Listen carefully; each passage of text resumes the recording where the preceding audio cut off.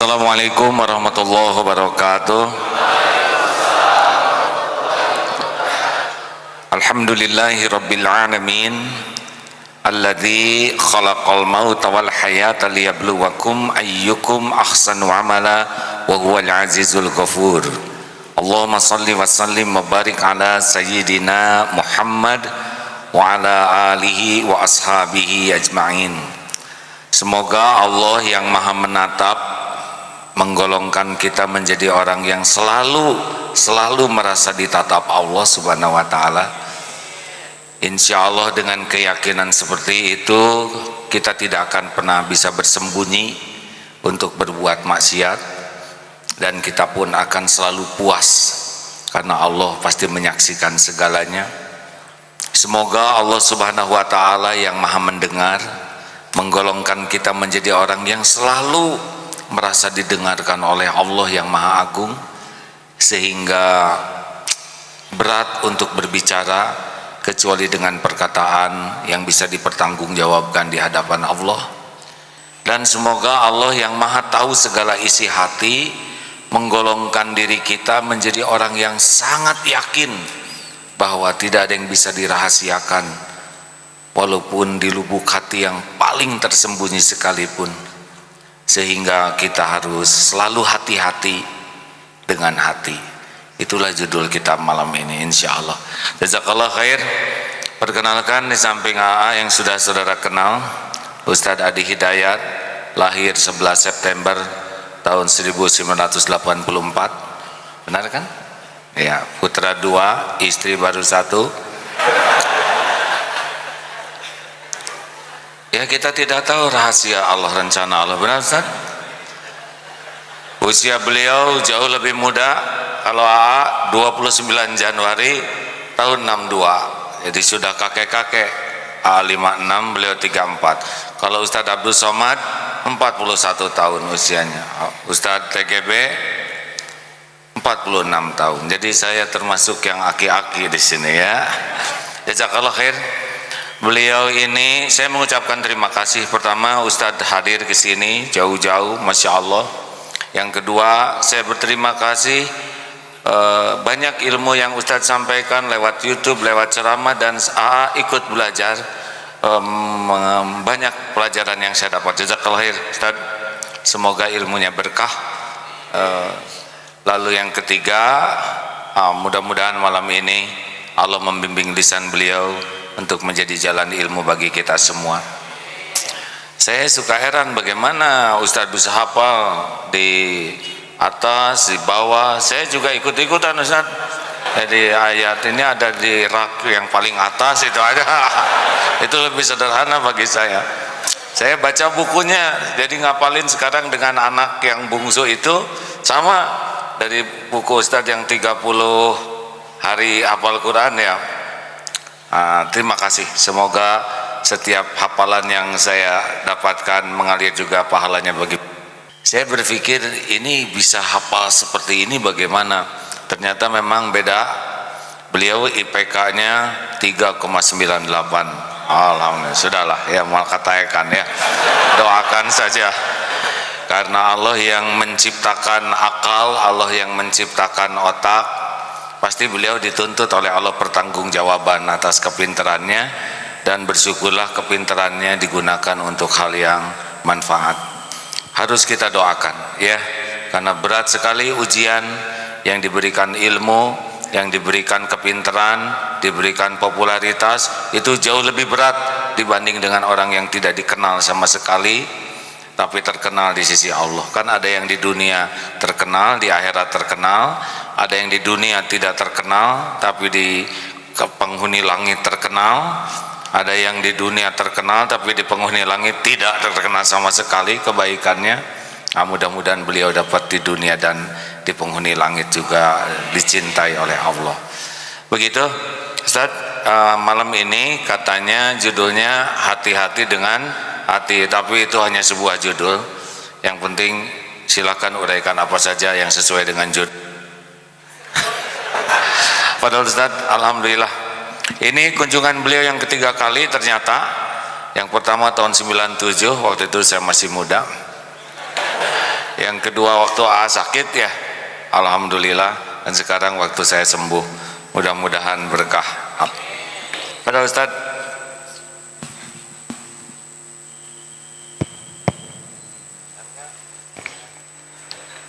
Bismillahirrahmanirrahim. Assalamualaikum warahmatullahi wabarakatuh. Waalaikumsalam. Alhamdulillahilladzi allafa baina qulubina fa asbahna bi ni'matihi ikhwana. Wassalatu wassalamu ala rasulillahi allazi istaffahu rabbuna rahmatan lil alamin faj'alahu uswatan lin nasi ajma'in qailan laqad kana lakum fi rasulillahi uswatun hasanah.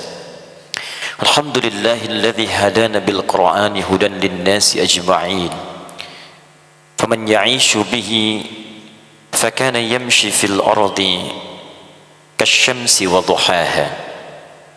Alhamdulillahilladzi akkada al-Qur'ana bis sunnati nabawiyyati as-sahihati kan nahari idza jallaha. Wassalatu wassalamu ala rasulillah wa ala alihi wa sahbihi wa ummatihi ila yaumiddin. Amma ba'd, fa ya ibadallah, usi nafsi wa iyyakum bi taqwallahi faqad faza al-muttaqun fala tamutunna illa wa antum muslimun. Faqala ta'ala يا أيها الذين آمنوا اتقوا الله حق تقاته ولا تموتن إلا وأنتم مسلمون. Bersyukur pada Allah yang maha mengetahui segalanya hingga kita kembali kepada Allah dijemput dengan maut, seperti tadi dibuka di Quran surah ke-67 ayat yang kedua tadi. Jika seseorang sadar bahwa setiap waktu dia akan meninggal menghadapi maut, maka ia tidak akan pernah bermain-main dengan hidupnya. Karena itu para ulama memberikan pesan, jika seseorang ingin dijaga dari perbuatan maksiat, maka saat terfikir berbuat yang salah, bayangkan ia akan diwafatkan pada saat itu. Boleh jadi itu langkah yang paling cepat dan tepat untuk mengembalikan kepada jalan yang terbaik, sehingga kita lebih dekat dengan Allah Subhanahu wa ta'ala.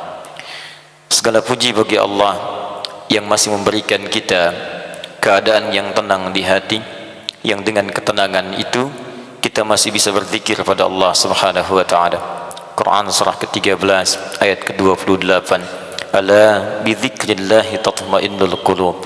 Yakinlah dengan zikir kepada Allah hati menjadi tenang. Dengan ketenangan kita berzikir, ada kenikmatan kita menyelaminya. Karena itu malam ini ada topik yang ditampilkan, hati-hati dengan hati, yang mudah-mudahan dengan bahasan itu segala hal yang Allah tetapkan dalam Al-Quran yang kita pelajari bisa memberikan ketenangan pada jiwa kita. Saya ingin bersyukur dan berterima kasih pada guru kita semua, Abangda Kiai Haji Abdullah Gimnastiar, yang barangkali lebih populer dengan panggilan Aagim.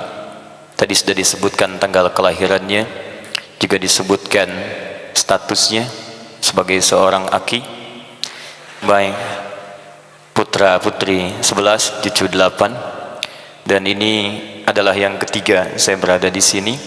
Dulu hari Jumat tahun 97, tempatnya belum di sini, masih agak sebelah sana ya. Baik, saya menunggu beliau subuh datang, kemudian setelah sholat beliau pimpin, ada putra beliau yang laki-laki dipanggil namanya Muhammad Ghazi, waktu itu masih pakai baju kuning, kemudian push up sama-sama waktu itu. Setelah itu tersambung dengan kajian Profesor Ahmad Mansur Suryanegara via radio kalau tidak salah. Yang kedua hari Jumat juga, alhamdulillah beliau dititipi oleh Allah penyakit, dengan sakit itu harus di Bandung, dan dengan di Bandung itu saya bisa bertemu. Dan itulah hikmah, kadang-kadang ada sesuatu yang diberikan tapi itu baik dalam kehidupan. Dan hari ini pun alhamdulillah Allah berikan sehat. Dengan kesehatan itu dari Malaysia kemudian landing mengisi acara, karena sehat bisa kesini dan bisa berjumpa dengan kita semua.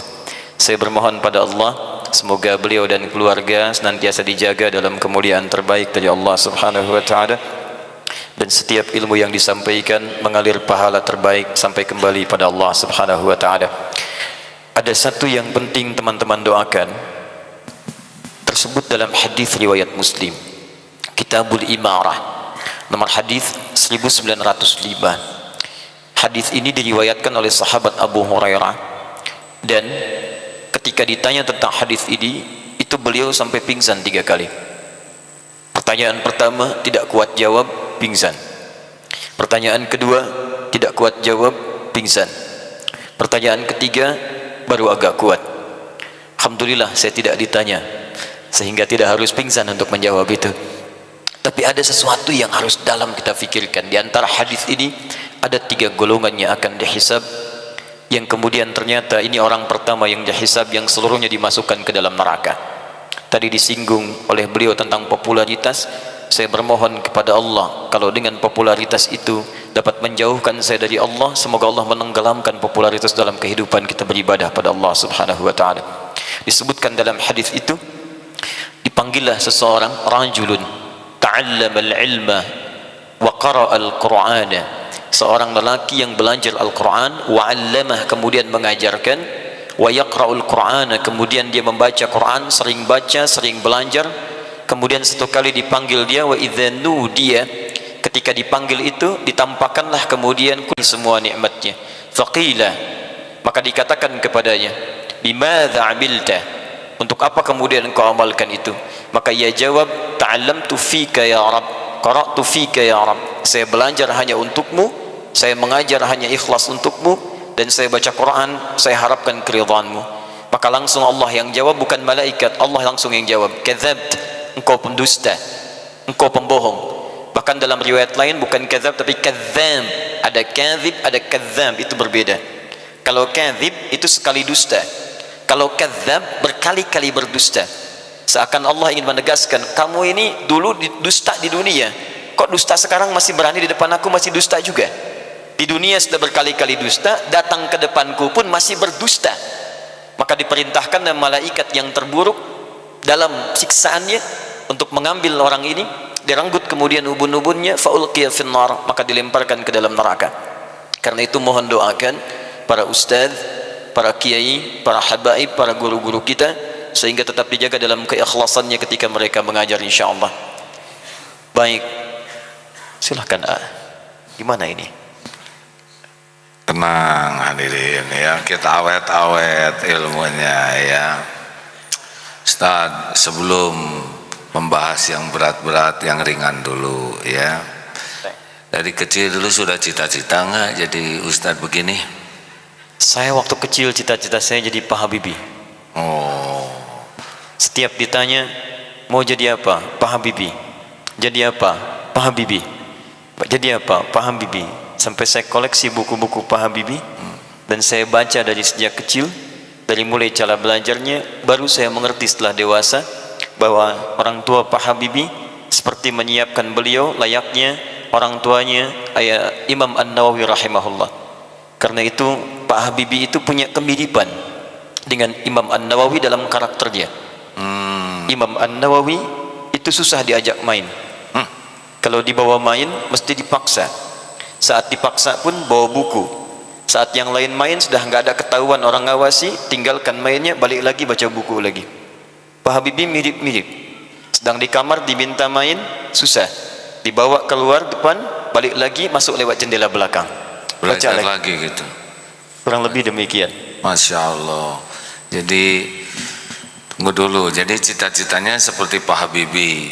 Hanya Pak Habibie pesawatnya dari airport ke airport, mudah-mudahan pesawat beliau dari airport ke sorga ya. Amin. Pinternya juga nggak jauh, alhamdulillah sama nih. Mesti Allah nitipkan kepinteran, gak susah ya. Saya berusaha tuh menghafalkan ayat ini, yang ini ingat, yang kemarin lupa. Ya. Tapi itu ada rumus. Rumusnya di hadis riwayat At-Tirmidzi. Oh tuh, coba udah keluar lagi. Ya. At-Tirmidzi nomor hadis 2910 dan 2920. Benar. Silakan. Tirmidzi itu nama aslinya Muhammad sebetulnya. Oh, ya. Muhammad cuman tumbuh dan berkembang di Tirmidz sehingga dikenal dengan At-Tirmidzi. Oh, Masya Allah. Jadi ada rumus begini kalau di Arab, kalau ada non Arab datang ke Arab, itu umumnya memperkenalkan dengan nama daerah A, supaya orang Arab di sana tahu bahwa dia berasal bukan dari Arab.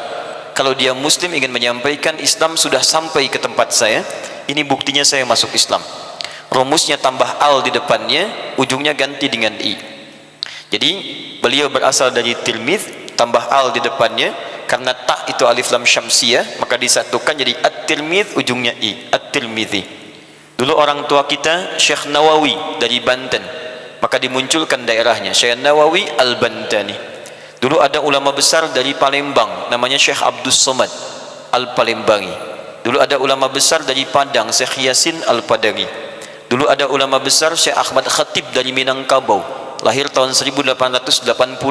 Ini gurunya Kiai Haji Ahmad Dahlan, lahir tahun 1886, pendiri Muhammadiyah 12 November tahun 1918. Kemudian guru Kiai Haji Muhammad Hashim bin Asy'ari, ya, lahir tahun 1871, pendiri Nahdlatul Ulama tanggal 31 Januari tahun 1926. Dan guru almarhumah Raden Ayu Raden Ajeng Kartini yang lahir tanggal 21 April tahun 1879. Ini hafal kita juga. Itu Terus setuju. ya. Itu Jadi muridnya dulu Syekh Ahmad Khatib Al-Minangkabawi. Ditambah al di ujungnya, di depannya ujungnya i. Ya. Sama dengan Al-Bukhari, itu bukan nama asli. ya, Nama aslinya Muhammad. Muhammad bapaknya Ismail, punya bapak namanya Ibrahim, punya kakek namanya Al-Mughirah, punya eyang namanya Al-Bardizbah, tinggal di Kecamatan Ju'fah, Kabupaten Bukhara, Provinsi Khorasan, negara Uzbekistan. Datang kemudian ke Arab memperkenalkan saya dari Bukhara, tambah al di depannya, ujungnya ganti dengan i, Al-Bukhari. Jadi kalau AA ini mau umrah haji, ingin memperkenalkan dari Geger Kalong, boleh Ana Agim Al Geger Kalongi, itu sah, ya, boleh. sekurang wibawa. Ya. Ini kalau Ustadz apa Adi Hidayati? Baik. Al-Bekasi. Al-Bekasi. Daerahnya yang diikutkan. Al-Bekasi. Daerahnya. Baik. Baik. Apa hadisnya tadi? Hadisnya belum disebutkan itu. Baik. At-Tirmidzi, nomor hadis 2910, 2920. Saya mau beri rumus begini. Ini penting, sebetulnya ini rahasia, tapi nggak apa-apa lah, malam ini diantara kita aja. Jadi Nabi sampaikan, man qara'a harfan min kitabillahi falahu asyru hasanat. Siapa yang baca satu huruf dari Al-Quran, dia akan dapat 10 kebaikan setiap hurufnya. Walam aqul alif lam mim harfun, saya tidak katakan alif lam mim satu huruf, walakin alifun harfun, lamun harfun, mimun harfun. Alifnya satu huruf, lam satu huruf, mim satu huruf. Walikulli harfin asyru hasanat, setiap hurufnya 10 kebaikan. Jadi kalau anda bacakan alif lam mim 3 huruf kali 10 berapa?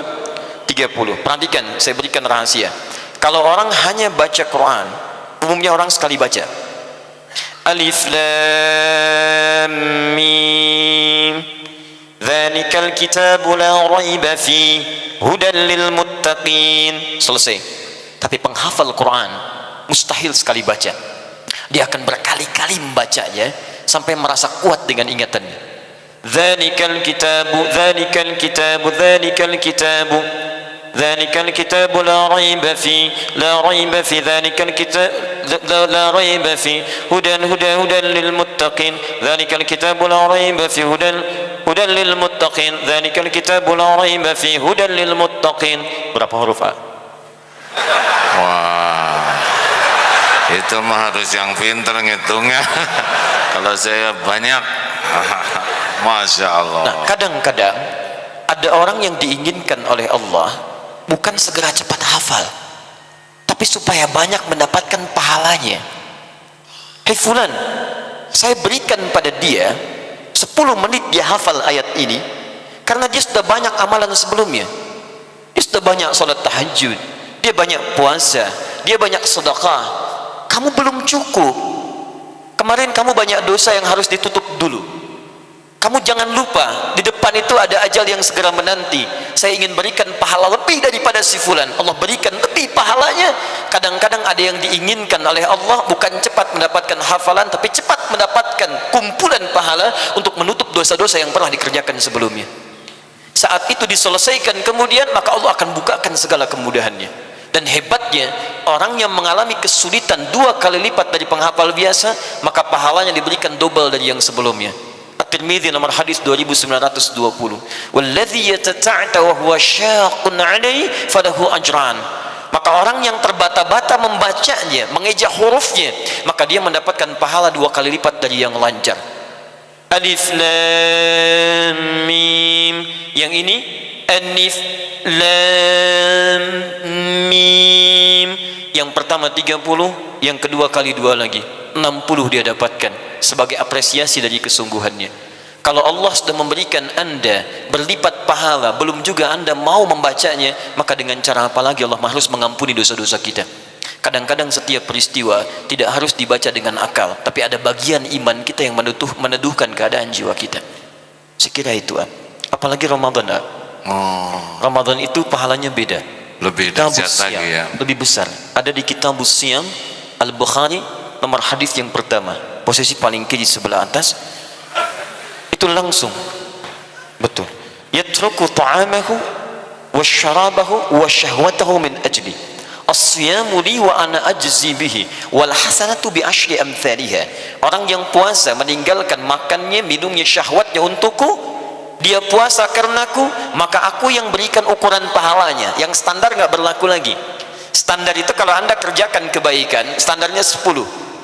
Misal Anda sholat, setiap selesai sholat dapat 10 pahala. Sholat disebut dengan hasanah. Quran surah 11 ayat 114.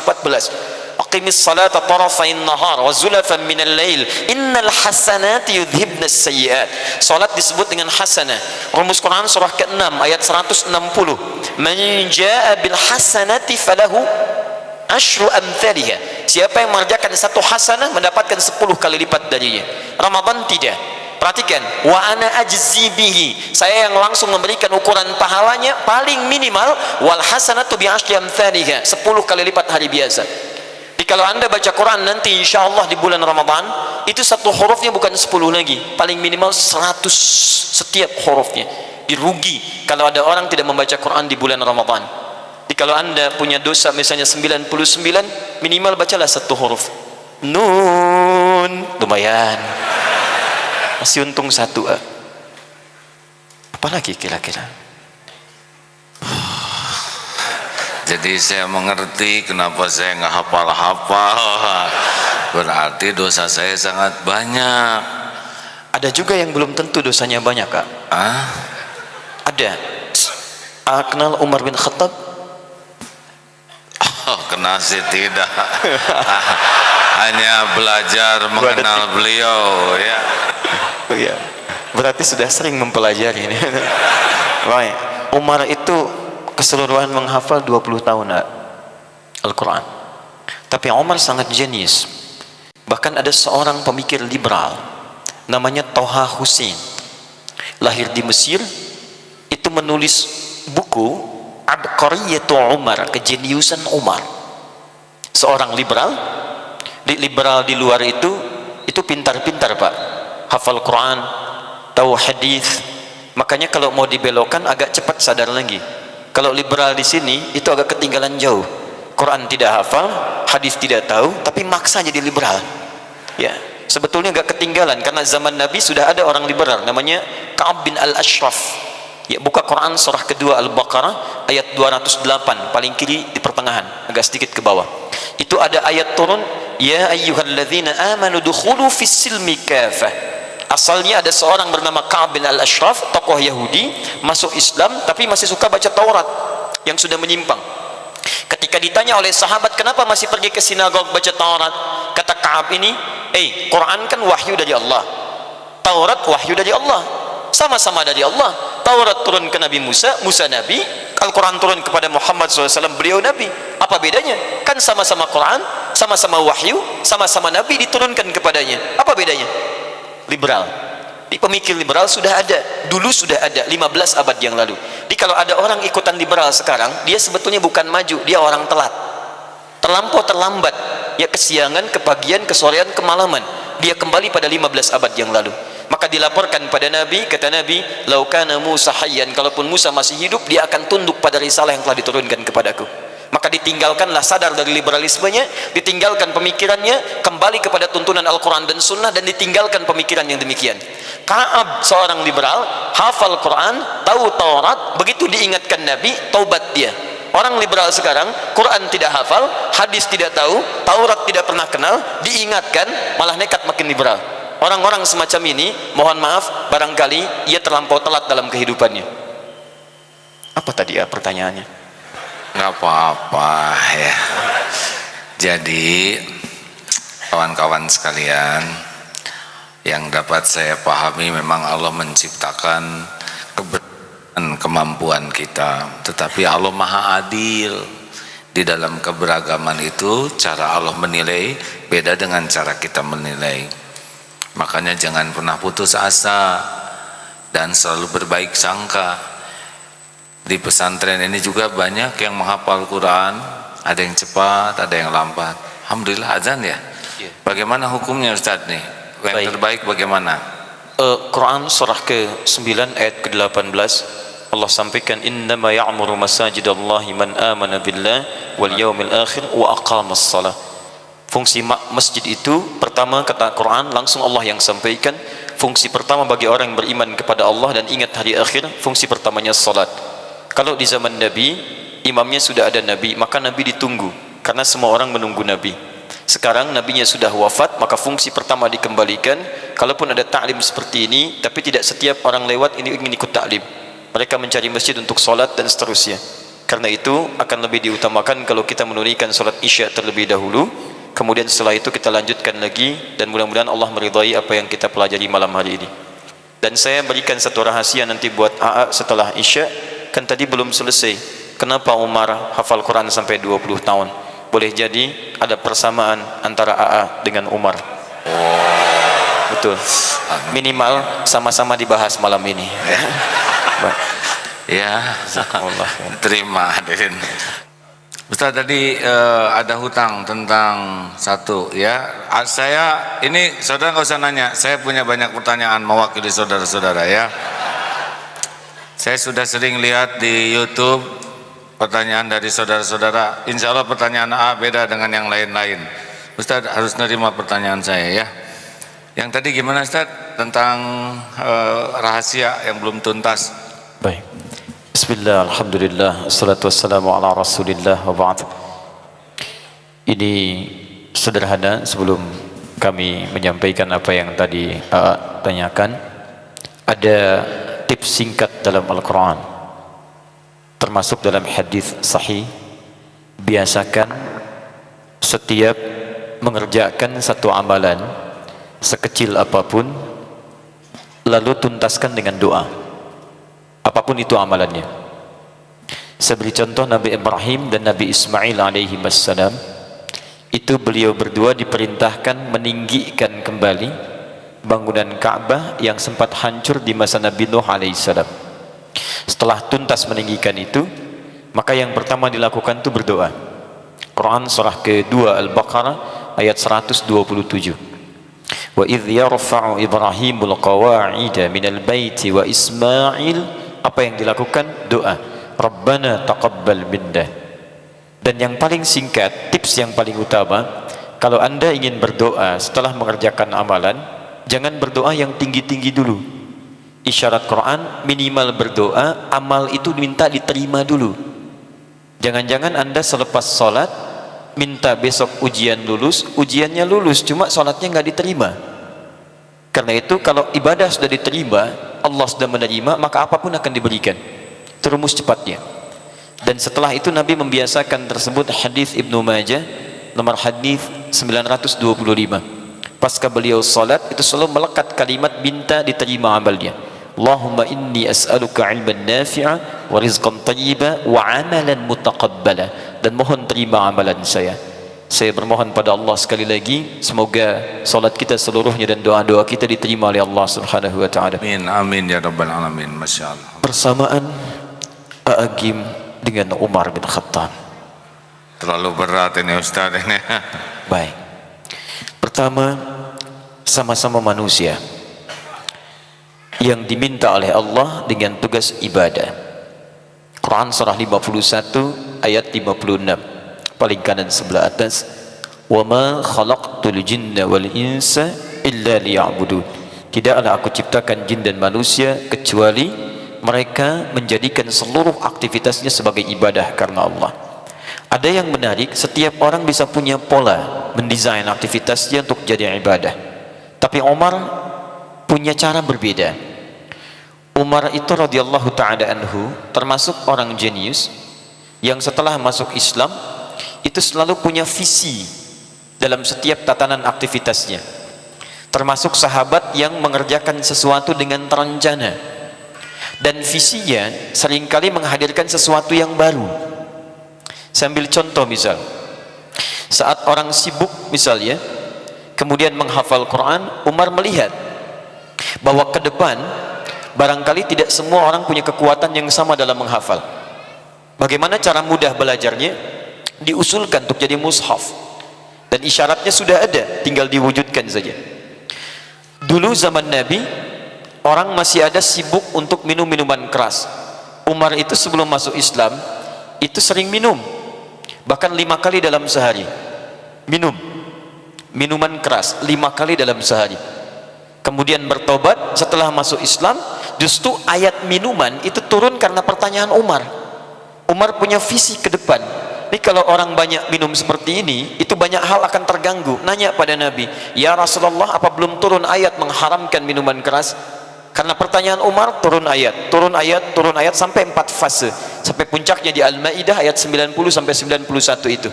Ya, innamal khamru wal maisir dan seterusnya ayat sampai fajtanibu, tinggalkan, jauhi dan seterusnya.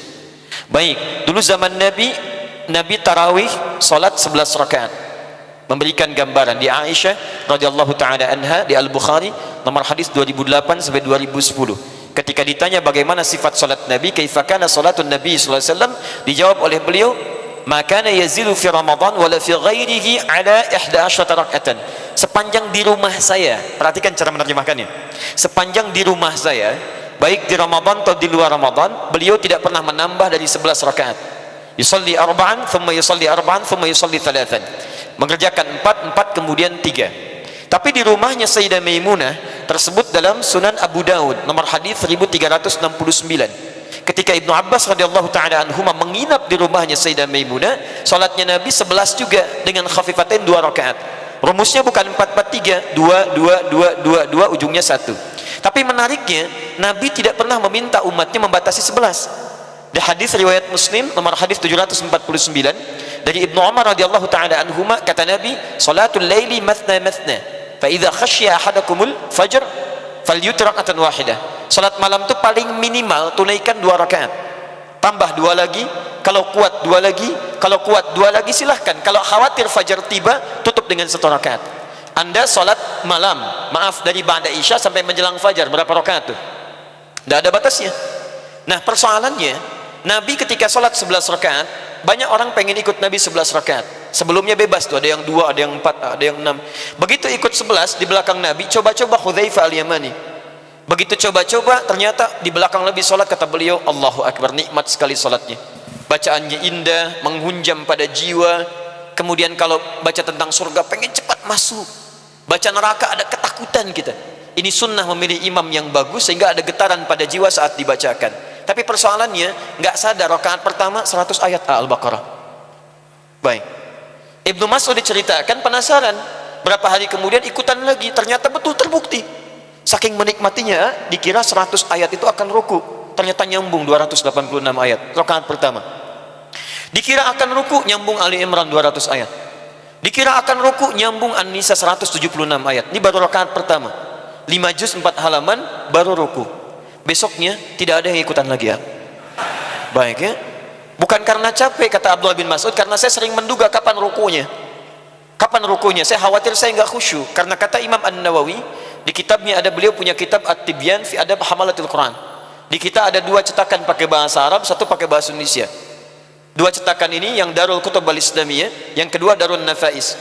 Yang pakai bahasa Indonesia 214 halaman, terbitan Al-Qawwam warna putih. Anda buka yang terbitan Darul Kutub Al-Islamiyah, halaman 37 paling kanan sebelah atas, paragraf 1 baris 1 sampai 3. Itu sepeninggal Nabi, Utsman bin Affan, Abdurrahman bin Auf, Tamim Ad-Dari, termasuk Abdullah bin Mas'ud dan lain sebagainya radhiyallahu taala anhum jami'an, terbiasa salat malam sampai khatam Al-Quran. Sampai khatam Al-Quran. Tapi apa kaitan dengan Umar? Begitu Nabi meninggal, dipraktekkan seperti Nabi tadi, ternyata kebiasaan orang berubah. Apa perubahannya? Tidak kuat berdiri lama. Semakin generasi berganti, semakin gak kuat lagi. Kalau tidak percaya, malam ini nih, generasi dekat-dekat, katanya, dekat-dekat menjelang kiamat. Misal, mohon izin ya, maaf, coba praktekkan di malam ini, tahajud misalnya, rakaat pertama 100 ayat. Lihat siapa yang bertahan. Dulu masanya Umar, begitu dilihat, dipraktekkan salatnya Nabi, rakaat pertama agak panjang, tidak semua bisa bertahan dengan bagus. Maka Umar punya visi, bagaimana caranya bisa bertahan bacaan Nabi tapi sesuai dengan kaidah Nabi. Karena yang dilihat dalam tarawih itu bukan rakaatnya tapi jumlah bacaannya. Yang banyak pahalanya itu semakin banyak dibaca ayat Quran, semakin banyak pahala pada saat itu. Makanya Nabi memilih membacakan banyak ayat supaya banyak pahala didapatkan. Satu hurufnya 100. Maka Umar mencoba dengan kejeniusannya, bagaimana caranya bacaan Nabi tetap bertahan tapi tidak keluar dari petunjuk Nabi. Dilihat, oh kata Nabi bebas rakaat, tidak ada masalah. Yang penting silahkan paling minimal 2. Karena Nabi satu rakaatnya 100 ayat, Umar bagi 2. Dah, mungkin kalau berdirinya 50 ayat, lebih pendek jangka berdiri dibandingkan dengan 100 ayat. Karena 100 ayat dibagi 2, 50 ayat, maka satu rakaat otomatis akan jadi 2 rakaat. Yang tadinya 11 kalikan 2, 22, tutup dengan witir 1, jadi 23. Umar punya visi, jenius, tidak keluar dari ketentuan Nabi, tapi ingin bacaannya serupa dengan bacaan Nabi. Lalu mengembalikan sholatnya ke masjid, jenius. Nabi dulu 3 hari, 3 malam itu di masjid, selebihnya tidak. Kenapa tidak? Bukan karena Nabi nggak ingin ke masjid, tapi karena Nabi khawatir kalau beliau ke masjid makin banyak orang, diwajibkanlah jamaah pada saat itu. Maka Umar membaca. Jadi kalau nabinya meninggal nggak akan ada hukum lagi.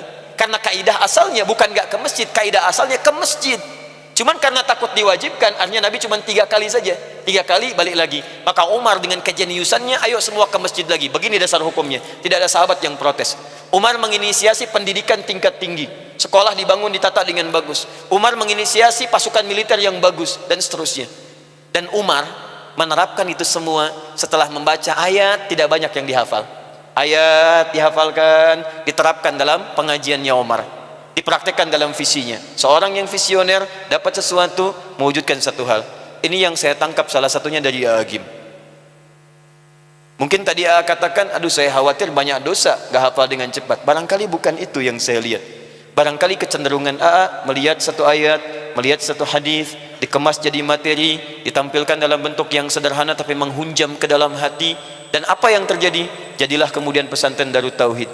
Ada kemudian Eko, ada kemudian travel taklimnya, ada kemudian pendidikannya, ada macam-macamnya. Dan nyaris beberapa bagian itu adalah sesuatu yang visioner yang di masanya bahkan kekinian belum ditemukan oleh dai-dai yang lainnya.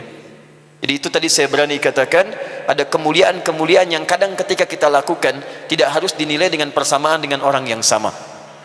Ya, F1 sama dengan F2. Gaya gerak sama dengan gaya dorong. Gerakan seperti apa, dorongan akan berbeda. A punya gerakan sendiri, saya punya gerakan sendiri. Dari situ menghasilkan kualitas yang tidak sama. Tapi jangan lupa bahwa dalam hukum gaya ada persamaan paskalnya. F berbanding lurus dengan P. Gaya berbanding lurus dengan tekanan. Semakin banyak gaya akan semakin tertekan. Nah, jadi sekalipun visinya bagus, kita juga bagus, saya bagus, tekanan itu semakin tinggi ya. Itu sudah pasti itu. Seperti Umar banyak tekanan, kita pun akan banyak tekanan. Jadi itu persamaan yang tadi saya janjikan. Sama-sama insya Allah punya visi, sama-sama kemudian juga punya pendalaman pada ayat, dan sama-sama juga bersabar dalam mempraktekkan itu. Perbedaannya ada juga. Baik ya, Umar sahabat, bukan. Umar hidup bersama Nabi, tidak. Umar wafat dikubur di samping Nabi, di sela-sela Abu Bakar, tidak. Umar kemudian menikah dan menjadi Umar menikah dengan luar biasa sahabiah yang mulia, kemudian putrinya menjadi istri Nabi sallallahu alaihi wasallam. Putri tidak menikah dengan putri Nabi. Umar dijamin oleh Nabi sallallahu alaihi wasallam, Masya Allah teman-teman sekalian, mohon maaf, masuk surga tanpa hisab. Belum ada jaminan. Karena itu betul, Kalau saya lebih jauh lagi, saya sudah nggak sama dengan Umar, sudah banyak perbedaan. Masih mending, masih ada persamaan. Dari perbedaan ini saya ingin sampaikan begini, kadang-kadang saya selalu bandingkan demikian untuk membuat diri kita tuh lebih kuat dalam beribadah, untuk menyusul nilai-nilai kebaikan. Baik, jadi dari sini, dari perbedaan ini saya ingin sampaikan untuk kita lebih berusaha mendoakan supaya nilai-nilai kebaikan itu bisa semangat untuk dikejar. Ada persamaan yang terakhir, sama-sama suka belusukan. Baik ya, Umar pemimpin belusukan pertama yang ketika jalan itu juga lihat, mimpin, kemudian lihat sahabatnya, anak-anak yang bekerja, bahkan tukang angon kambing itu dilihat oleh Umar. Saya lihat juga demikian, Masya Allah. Kita lihat kadang ke santri belusukan di Monas, bawa pengki, macam-macam itu kan. Dan itu luar biasa, bertanggung jawab. Bikin acara, ada sampah, ya sampahnya dibersihkan sendiri. Bukan bikin acara, ada sampah, nuduh orang lain nyampah, kan itu nggak tepat ya. Baik, itu agak-agak beda yang seperti itu ya, insya Allah. Saya kira itu ya, persamaan dan perbedaan. Terima kasih. Baik, pertanyaan selanjutnya, Ustaz, gimana rasanya jadi orang pintar, nilainya tinggi, gampang hafal, bisa menjelaskan banyak hal? Ini pertanyaan disampaikan juga ke Ustadz Abdul Somad. Plus sekarang terkenal di mana-mana Ustadz ceramah, banyak orang yang datang. Gimana rasanya? Pertama takut. Takut. Ya. Takut kalau itu semua justru menjadi ujian yang boleh jadi tidak mengantarkan kita dekat dengan Allah Subhanahu wa taala. Takut kalau dengan semua itu ternyata ada hal-hal yang tidak disukai oleh Allah Subhanahu wa taala. Tadi saya sampaikan hadis riwayat Muslim nomor hadis 1905, karena ternyata yang duluan masuk neraka itu orang yang merasa pintar. Yang duluan masuk neraka orang yang mengejar popularitas. Yang duluan masuk neraka orang yang merasa ingin terkenal dalam kehidupannya. Karena itu saya senantiasa diajarkan oleh guru kami bahwa siang mengajar, malam bermunajatlah pada Allah Subhanahu wa taala. Tatap setiap orang yang belajar, lihat mereka dan juga mohonkan kepada Allah agar materi-materi itu bisa juga menghunjam pada jiwa mereka, bisa mengamalkannya, dan sebut dalam doa supaya bersama-sama ke surga. Setidaknya itu yang bisa meneduhkan jiwa. Dan saya selalu mohon kepada teman-teman, saya tidak minta apapun, saya hanya bermohon, mohonlah dalam setiap sujud agar Allah berkenan mengampuni dosa-dosa saya. Sekira itu. Tidak mudah hadirin, karena nafsu itu menyukai penilaian, penghargaan. Nafsu memang diciptakan begitu.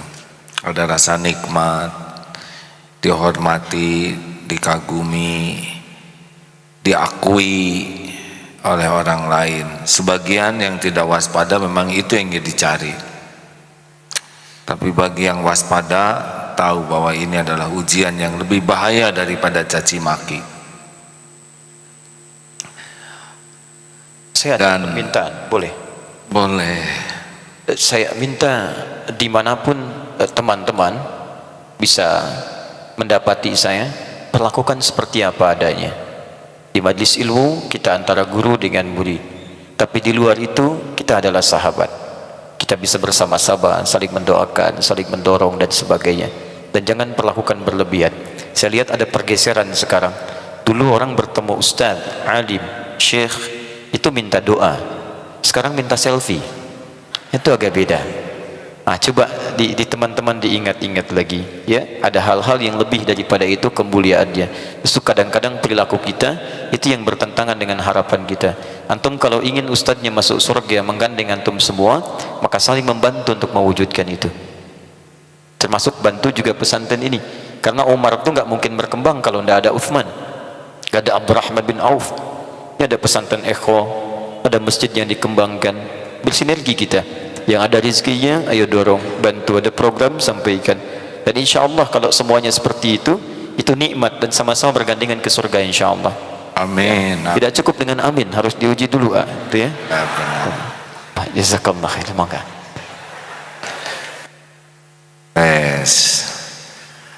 Jadi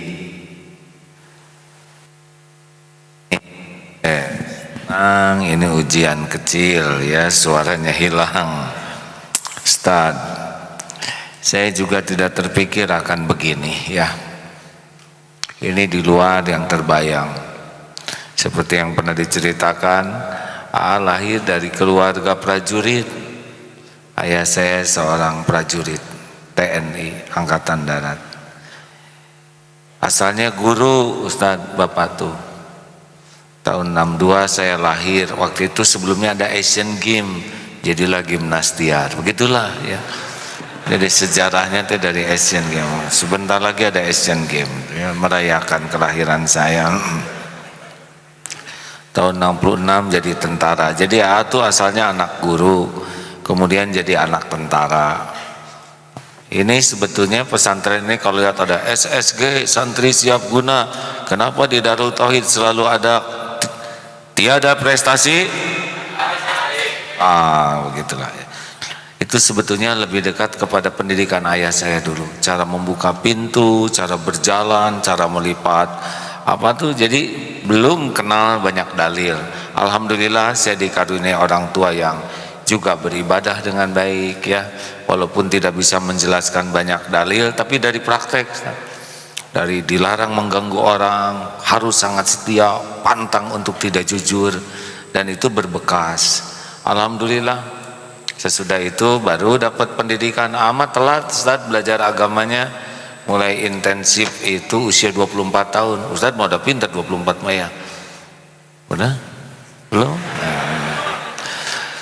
Saya umur 24 tuh jadi mulai belajar, jadi sangat terlambat, tapi memang mungkin itu waktunya. Jadi dikasih berbagai pengalaman dulu, barulah belajar. Jadi kalau teman-teman lihat di Darul Tauhid ya, mudah-mudahan seperti yang dikatakan Ustadz tadi, diterima oleh Allah di balik semua keterbatasan hafalannya ini ya, Ustadz.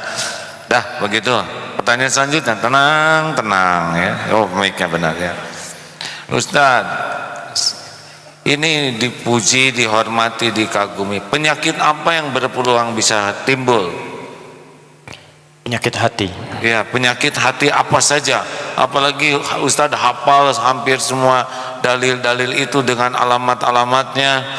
Maksudnya lokasi-lokasinya tuh yang salah lagi. Ini kan orang semua takjub. Saya juga takjub. Ini bagaimana bisa begini? Hanya ketakjuban saya, insya Allah berbuah doa dan ingin belajar. Baik. Nah, gimana, penyakit apa saja yang bisa timbul dengan situasi begini dan bagaimana mengatasinya? Jadi di hati itu ada penyakit, tapi juga ada penawarnya. Penawarnya itu tersimpan juga di dalam hati. Jadi kalau Anda bisa mengambil dan menyentuhnya, sentuh ia tepat di hatimu, maka ia akan jadi milikmu untuk selamanya. Siapa? Obatnya. Bagaimana menyentuh obat hati itu dan mengendalikannya?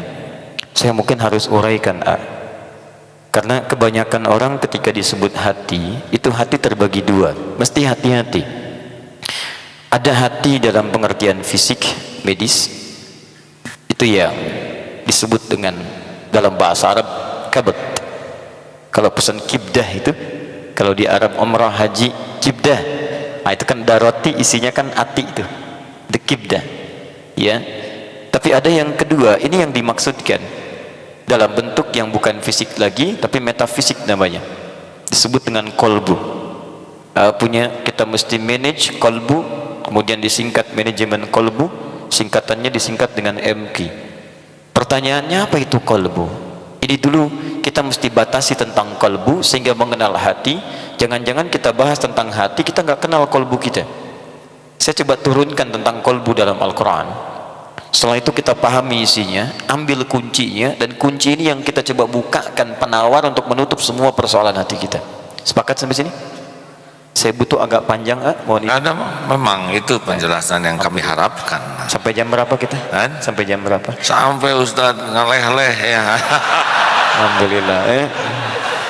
Baik. Tahu ngaleh-leh ngegehol. Bismillah.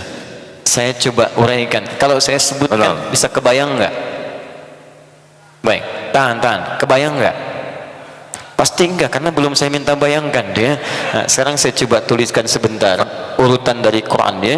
Nanti dari situ mudah menurut saya untuk bisa dibaca petanya, nanti dibuka lagi dan nanti dipahaminya lebih enak. Bismillah, saya mohon izin ya, barangkali agak lebih mudah terlihat. Alhamdulillah ini agak panjang jadi lebih mudah kelihatan. Sebelah sana kelihatan insyaallah. Pakai TV Ustaz, semuanya bisa lihat. Tapi kan kamera. kalau belum saya tulis belum kelihatan. Maksudnya papan tulisnya Ustaz yang kelihatan. Iya. Karena di sana ada yang sudah, padahal belum saya tulis, luar biasa. Iya. Hati-hati. Satu, saya turunkan ayatnya. Pertama, saya mulai dari penciptaan manusia dulu. Quran surah ke-15 ayat ke-28.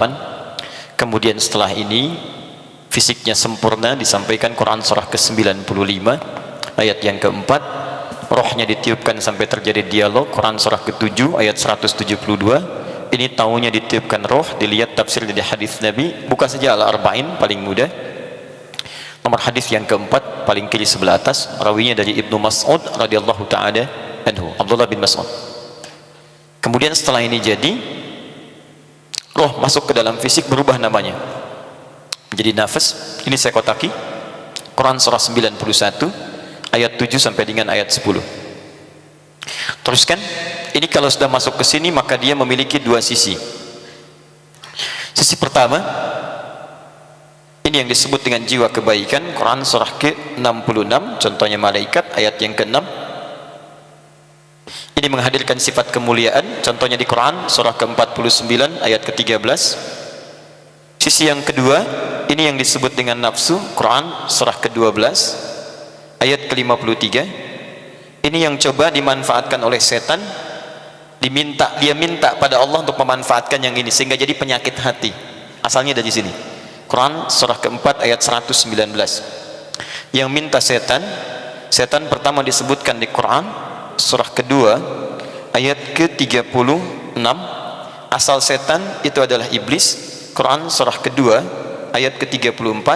Asal iblis adalah jin yang menyimpang pada ketentuan Allah. Quran surah ke-18 ayat ke-50. Sekarang penawarnya ada di sini. Penawar pertama kita turunkan dulu. Di hati ada penyakit. Tadi nanti jadi kolbu jamannya qulub. Penyakitnya di Quran surah kedua ayat 10. Dan tadi bertanya penyakitnya apa saja yang bisa kemudian mencemari dalam kehidupan. Saya turunkan konsep yang paling mudah saja. Dari sini kita turunkan kemudian jadi obat. Obatnya kita turunkan pertama dalam bentuk ibadah. Quran surah kedua dari ayat kedua sampai dengan ayat kelima. Ya. Ini kalau mau diturunkan rinciannya lagi, saya sering turunkan Quran surah ke-11 ayat ke-114, Quran surah ke-17 ayat 78 sampai dengan 80, kemudian waktunya di Quran surah ke-4 ayat 103, kemudian dijaga di Quran surah kedua ayat 238. Tambahkan amalan ini dengan amalan yang kedua. Misal Quran surah ke-96 ayat pertama, ini intinya. Quran surah ke-15 ayat ke-9, Quran surah ke-54 ayat 17, ayat 22, ayat 32, ayat ke-40. Kemudian ini semua dimaksimalkan ditambah dengan Quran surah ke-7 ayat 205. Kalau Anda bisa kerjakan ini, nanti akan tercipta sebuah suasana yang disebutkan di Quran surah ketiga ayat 190 sampai 191. Biasakan juga diamalkan secara rutin di Quran surah ke-4 ayat 103 tadi saya sebutkan. Maka ini dampaknya kepada kolbu akan terlahir sebuah perisai untuk menangkal penyakit hati. Di Quran surah ke-13 ayat ke-28.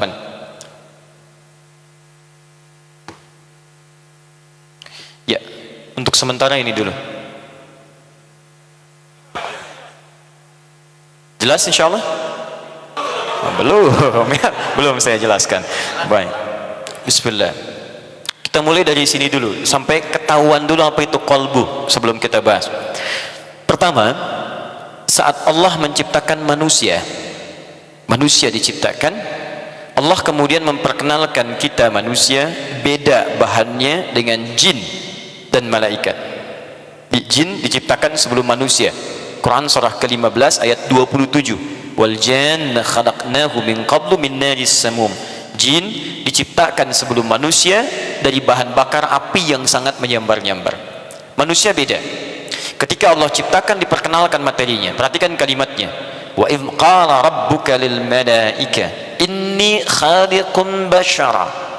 Ketika Allah Rabbmu Muhammad berfirman pada malaikat, saya akan menciptakan makhluk baru, disebut oleh Allah namanya bashar. Bashar 35 kali disebutkan dalam Al-Quran bentuk bashar. Saya tuliskan ba shin besar ra, bashar. Saya simpan dulu ini. Nanti ingat ya, mohon izin lompat sedikit dulu. Mesti hati-hati kalau baca Al-Quran, karena nanti ada kalimat yang berbeda, terjemahan bisa sama. Misal, apa artinya an-nas? Apa artinya al-insan? Apa artinya ins? Manusia. Kalau artinya sama, kenapa katanya berbeda? Nanti akan ada 5 panggilan untuk kita yang mesti dibedakan. Ada bashar disebutkan 35 kali di Quran. Ada ins dipasangkan dengan jin disebutkan 18 kali di Quran. Ada insan disebutkan 65 kali di Quran, di 63 ayat berbeda, di 43 surah yang tidak sama. Bahkan nanti ada surahnya, surah Al-Insan, surah ke-76. Ada An-Nas disebutkan 241 kali dalam Al-Quran, surah paling favorit, Qul a'udzu birabbin nas. Ada yang kelima, Bani Adam, disebutkan 7 kali dalam Quran di ayat yang berbeda-beda. Sekarang ketika menyebutkan penciptaan, kalimatnya bashar, bukan ins, bukan insan, bukan nas, bukan Bani Adam. Ini punya arti. Sebelum saya terangkan ini, sekarang lihat sini. Fa idza sawaituhu. Bagaimana proses bashar ini diciptakan? Fa idza sawaituhu. Kalau aku sudah bentuk sempurna fisiknya. Pertama, saat Allah menciptakan bashar yang dikenal nanti kemudian dengan nama manusia itu, yang disimpulkan pertama kali disempurnakan penciptaannya itu fisiknya dulu. Wa idz qala rabbuka lil malaikati inni khaliqun bashara min salsalin min hama'in masnun.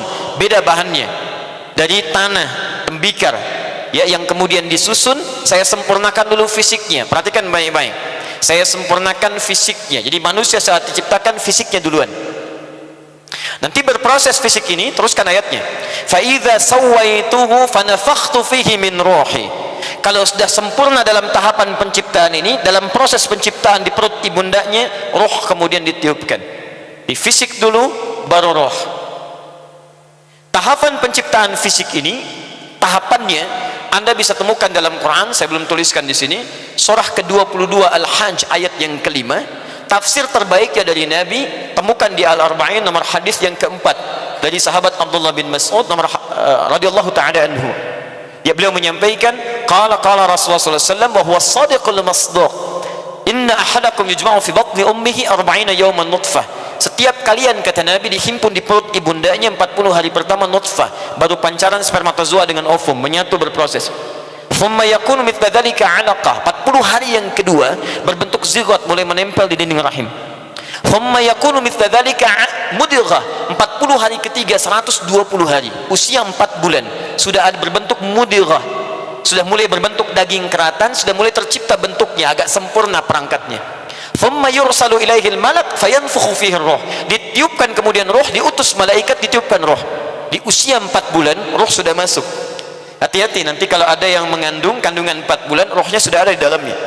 Dijaga dengan baik, karena nanti korelasi, awas ya, korelasi amalan yang saleh positif dari orang tua, ibu yang mengandung, ayah yang menunggu kandungan, itu akan berdampak langsung pada kandungan. Di antara dalilnya Quran surah ke-7 ayat 189. Nanti kita bahas lebih jauh supaya tidak terlampau lebar. Kembalikan ke sini. Saat roh sudah masuk, terjadi dialog antara janin di dalam kandungan yang sudah ada rohnya dengan Allah yang meminta komitmen untuk menjadikan Allah sebagai Rabb, Tuhan satu-satunya yang layak untuk disembah. Tersebut di Quran surah ke-7 ayat 172. Wa idh akhadha rabbuka min bani adama min zuhurihim dzurriyyatahum wa ashhadahum ala anfusihim alastu bi rabbikum qalu bala syahidna. Makanya setiap bayi usia 4 bulan rohnya ditetapkan, dia sudah bersyahadat bahwa Allah satu-satunya Tuhan. Makanya kata Nabi, ketika dia terlahir, kelahirannya sudah fitrah. Kullu mauludin yuladu 'alal fitrah. Apa yang disebut dengan fitrah? Quran surah ke-30 ayat 30. Fa'aqim wajhaka lid-dini hanifa fitratallahi allati fataran nasa 'alaiha. Fa'aqim wajhaka lid-dini hanifa. Ayo perbaiki dirimu, hadapkan dirimu, hiduplah engkau dengan pedoman ad-din dalam kehidupan. Itulah fitrah yang Allah tanamkan pada seluruh manusia sejak dilahirkan. Di setiap manusia ketika lahir punya fitrah ad-din. Apa itu ad-din? Quran surah ketiga ayat 19, paling kiri sebelah atas. Inna ad-dina 'indallahil Islam. Jadi sebut din itu Islam. Jadi semua yang lahir fitrahnya Islam, punya ketundukan pada Allah. Cuman sayang nanti fa'abawahu yuhawwidanihi aw yunassranihi aw yumajjisanihi. Lingkungan yang membuat dia rubah dan jauh dari Allah Subhanahu wa taala. Maka itu mesti dijaga. Apa kaitan dengan bahasan kita sekarang? Lihat, kembalikan sini. Saya mau tanya pada Anda, tahan baik-baik. Saat Allah ciptakan kita pertama kali yang dibentuk apanya dulu tadi? Fisik. Kemudian ditiupkan apa? Saya tanya, roh sumbernya dari mana? Tahan. Bangun kesepakatan nih. Baik. Kalau belum tahu cukup katakan apa? Allahu a'lam. Malaikat ditanya tidak tahu, dia katakan wallahu a'lam. Quran surah 2 ayat 32. Sahabat ditanya tidak tahu, dia katakan Allah wa Rasulullah a'lam. Anda malaikat bukan, sahabat bukan. Ditanya hafal semua, luar biasa. Saya pulang. Ini roh sumbernya dari mana? Allahu a'lam. Allahu a'lam, Allah yang tahu. Tanyakan pada Allah. Quran surah ke-17 ayat 85. Paling kiri sebelah bawah. Wa yas'alunaka 'anir ruh qulir ruhu min amri rabbi. Mereka bertanya padamu Muhammad sallallahu alaihi wasallam tentang ruh. Katakan ruh urusan Allah. Di sumbernya dari Allah. Makanya kalimatnya wa nafakhtu fihi min ruhi. Saya tiupkan ruh yang bersumber dariku. Langsung diberikan oleh Allah. Tidak ada intervensi yang lain, diberikan langsung oleh Allah Subhanahu wa taala. Kalau terkait dengan roh itu urusan Allah Subhanahu wa taala. Ditugaskan kadang-kadang malaikat untuk meniupkan, tapi dengan izin Allah.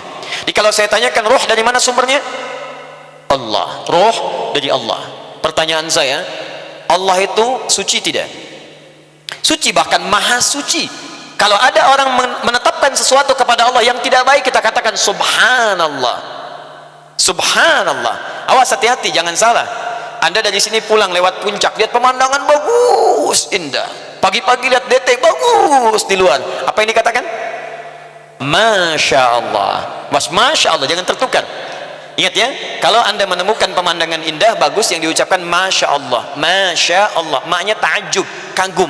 Masya Allah, ya Allah, jadikan semua yang kau tetapkan ini terlihat indah seterusnya. Saya kagum dengan keindahan ini. Kalau bisa jadikan semua indah sepanjang saya melihatnya. Kalau subhanallah itu ditetapkan pada sesuatu yang kadang bertentangan dengan sifat dan keagungan Allah. Quran surah 2 ayat 116.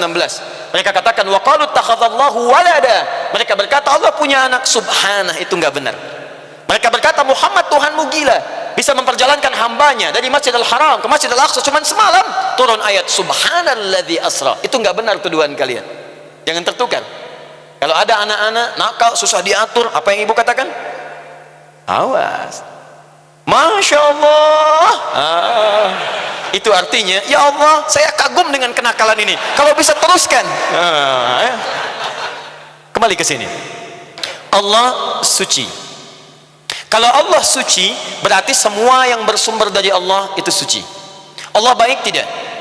Baik, bahkan disebut maha baik. Ya Allah yang maha baik, Wahhab, yang banyak kebaikannya, banyak pemberiannya. Berarti segala yang bersumber dari Allah semuanya baik.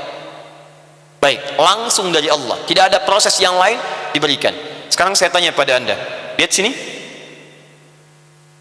Kalau fisik langsung ditiupkan dari Allah, atau Allah membentuk sumber yang lain sehingga komponennya menjadi fisik? Satu atau dua?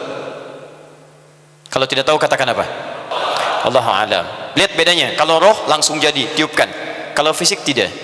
Ibu makan dulu, suami cari rizki. Rizki itu dimasak, dimakan oleh istri yang sedang mengandung, diproses di dalam. Dari situ diproses, ada kandungan sehat tidak sehat, tambah lagi nutrisi kata dokter, tambah karbohidrat, banyak makan es krim, jangan lihat suami orang dan sebagainya, itu kan? Itu semua. Terus tanamkan dengan baik, berarti ada proses di sini yang berkembang dari ikhtiar manusia untuk membentuk itu atas pengetahuan Allah Subhanahu wa taala. Allah sudah tetapkan, Allah tahu sebelum dilakukan. Kemudian dengan sistem itu dibuat manusia berikhtiar. Jadi artinya dalam pembentukan fisik di sini ada sistem yang diatur, mengatur ikhtiar manusia untuk membentuk keadaannya dengan keadaan yang baik. Di sini ada sistem ikhtiar. Lihat sini. segala yang baik-baik, yang suci-suci, kumpulan semua kebaikan itu disebut dengan takwa namanya, istilahnya. Jadi kalau ada yang baik, suci, kumpul semuanya, kumpulannya disebut dengan takwa. Takwa. Tahan. Disebutkan 115 kali dalam Al-Quran.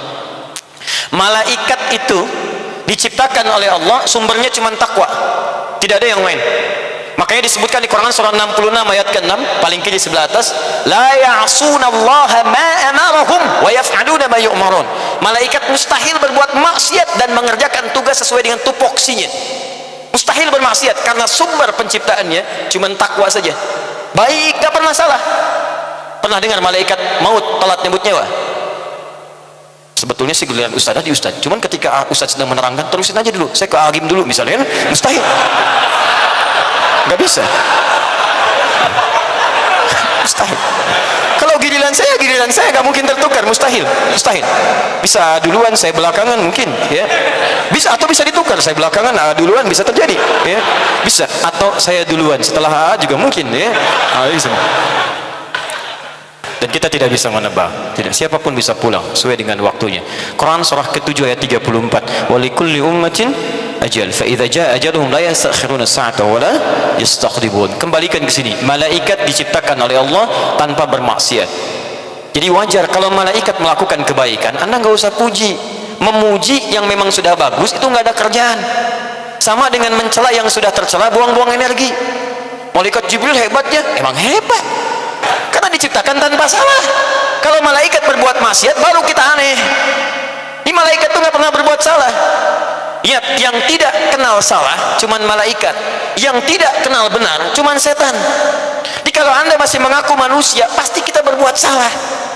Cuman bedanya dengan setan, manusia tobat. Adam manusia, Adam salah, Adam tobat. Quran surah 2 ayat 37. Bedanya setan salah nggak mau tobat. Jadi kalau Anda masih merasa manusia, suami istri masih manusia, jangan mengeksplor kesalahan pasangannya. Papa salah, papa kan bukan malaikat mah. Enak, mama juga bukan setan kan. Oh ini punten, ini takwa. Ada makhluk diciptakan lawan dari takwa. Lawan takwa itu disebut dengan nafsu namanya. Nafsu namanya. Ada makhluk yang diciptakan dengan nafsu saja, namanya binatang, hewan. Makanya hewan itu tidak kenal nilai-nilai kebaikan yang umum jamak dipahami. Jadi kalau hewan berbuat salah, Anda jangan mencela, Anda yang kurang kerjaan. Betul, delman keliling geger kalong tanpa pakai celana, gak usah dihina. Jadi di videoin lihat kuda tanpa celana, oh, lewat depan Anda cengengesan, hehehe, biasa aja dia. Ya, jadi fitrah hewan itu nggak pernah malu dengan maksiat. Fitrah manusia beda. Jadi kalau hewan dipakein pakaian, justru dia yang gerah. Anda dibuka pakaian, jadinya gerah.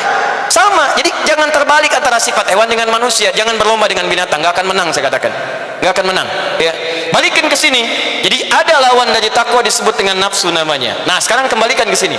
Ini unsur roh disebut dengan takwa. Unsur ini yang ada ikhtiarnya. Apakah setiap suami yang istrinya mengandung, dia membawa sesuatu yang baik untuk dimakan istri? Berapa persen dari rezeki yang dibawa suaminya semuanya halal 100%, sehingga bisa membentuk janin istrinya dalam keadaan yang baik? Ada yang dibawanya halal, ada yang setengah halal, ada yang kemudian haram, maka berkumpul dalam dirinya. Makanya kata Nabi, setiap kita berasal dari Adam. Adam dicipta dari tanah, sedangkan tanah keadaannya macam-macam. Ada yang putih bersih, ada yang coklat, ada yang hitam, ada yang melumpur. Kalau Anda kebanyakan makan dengan cara yang haram, maka akan melumpur dalam keadaan hitam pada diri kita. Karena itu campuran antara baik dengan kurang baik berubah nama. Dari takwa berubah menjadi fujur namanya, sesuatu yang bercampur. Fujur, nama lainnya disebut dengan nafsu. Fujurun. Ini punya potensi untuk berbuat salah. Kalau ini cenderung mendorong kepada kebaikan saja, ini cenderung mendorong pada kebaikan, yang ini mengarahkan pada hal-hal yang kadang-kadang kurang baik. Nama lain fujur itu disebut dengan nafsu namanya. Disebutkan 115 kali dalam Al-Quran. Takwa disebutkan 115 kali, fujur atau nafsu disebutkan 115 kali dalam Al-Quran. Begitu diciptakan oleh Allah, perhatikan baik-baik.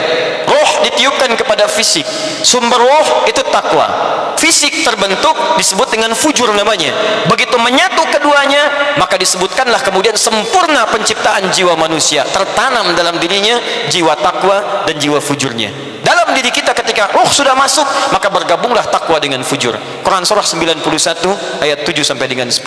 Wa nafsin wama, demi nafas yang telah disempurnakan penciptaannya. Di begitu sempurna roh masuk, maka kita sudah mulai bisa bernafas, kehidupan mulai berjalan. Tapi jangan lupa, fa'alhamaha fujuraha wa taqwaha. Dalam jiwa itulah akan berkumpul dua sifat yang berlawanan. Satu disebut dengan takwa, sifat-sifat kebaikan. Yang satu disebut dengan fujur, sifat-sifat keburukan. Jadi pertama, Anda mesti paham bahwa dalam diri kita itu ada dua potensi yang saling berlawanan. Lihat baik-baik. Kalau di sini ada jujur, di sini pasti ada dusta. Awas, walaupun Anda katakan tidak ada dusta di antara kita, ada potensi berdusta. Di sini. Di sini ada sabar, di sini ada marah. Di sini ada tawadhu, di sini ada sombong. Di setiap di sini ada yang baik, di sini pasti ada lawannya. Uniknya teman-teman sekalian, jumlahnya sama. Ini 115, ini 115. Menandakan seakan-akan setiap ada peluang baik, ada peluang jelek yang bersamaan pada saatnya. Tes. Begitu azan berkumandang, Allahu Akbar, Allahu Akbar. Bukankah ada getaran di jiwa kita? Cepat sudah azan. Siap-siap, siap-siap. Dengar begitu? Begitu selesai, la ilaha illallah, yang ini main, tenang, baru adzan, belum qomat. Salatkan nomor 2, mie tek-tek nomor 1. Masuk. Ini nafsu. Jelas sampai sini? Dari mana Ustaz tahu nafsu kalau cenderung pada keburukan? Quran surah 12 ayat ke-53. Paling kiri sebelah atas, wa ma ubarri'u nafsi innan nafsa la'ammaratun bisu. Nafsu cenderung kepada yang buruk-buruknya. Nah, apa yang menjaga takwa dengan nafsu itu? Lihat baik-baik, fokus sebentar, pelan-pelan. Takwa tadi yang diciptakan makhluk dengan sifat takwa saja, siapa namanya?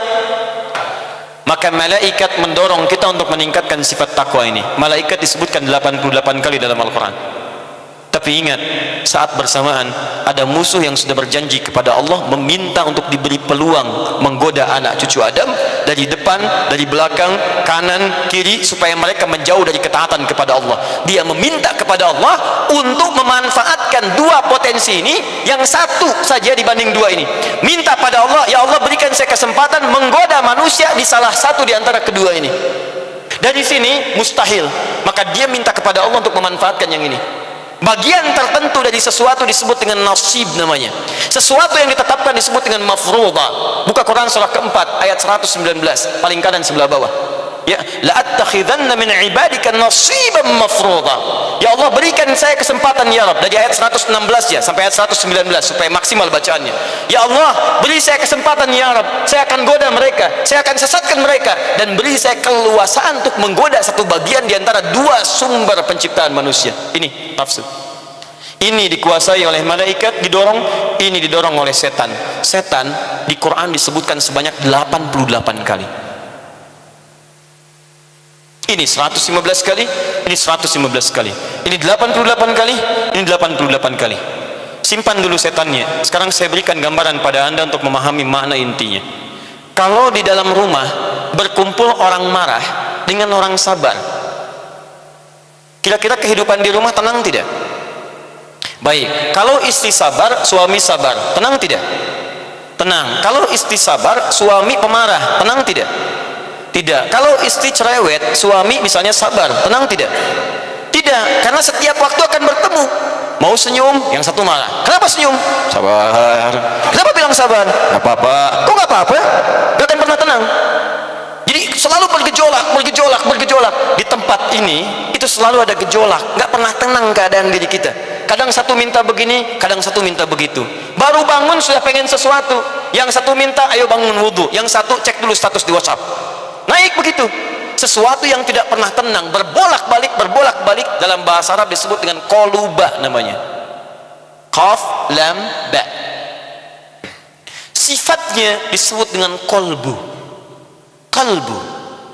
Lihat, takwa dengan nafsu berkumpul di satu tempat disebut dengan nafas namanya. Sifat pertemuan mereka disebut dengan qalbu. Di asalnya nama qalbu itu asalnya bukan nama tempat, tapi nama sifat yang menggabungkan dua hal ini sehingga menyebabkan hati kita tidak pernah tenang menyikapi sesuatu.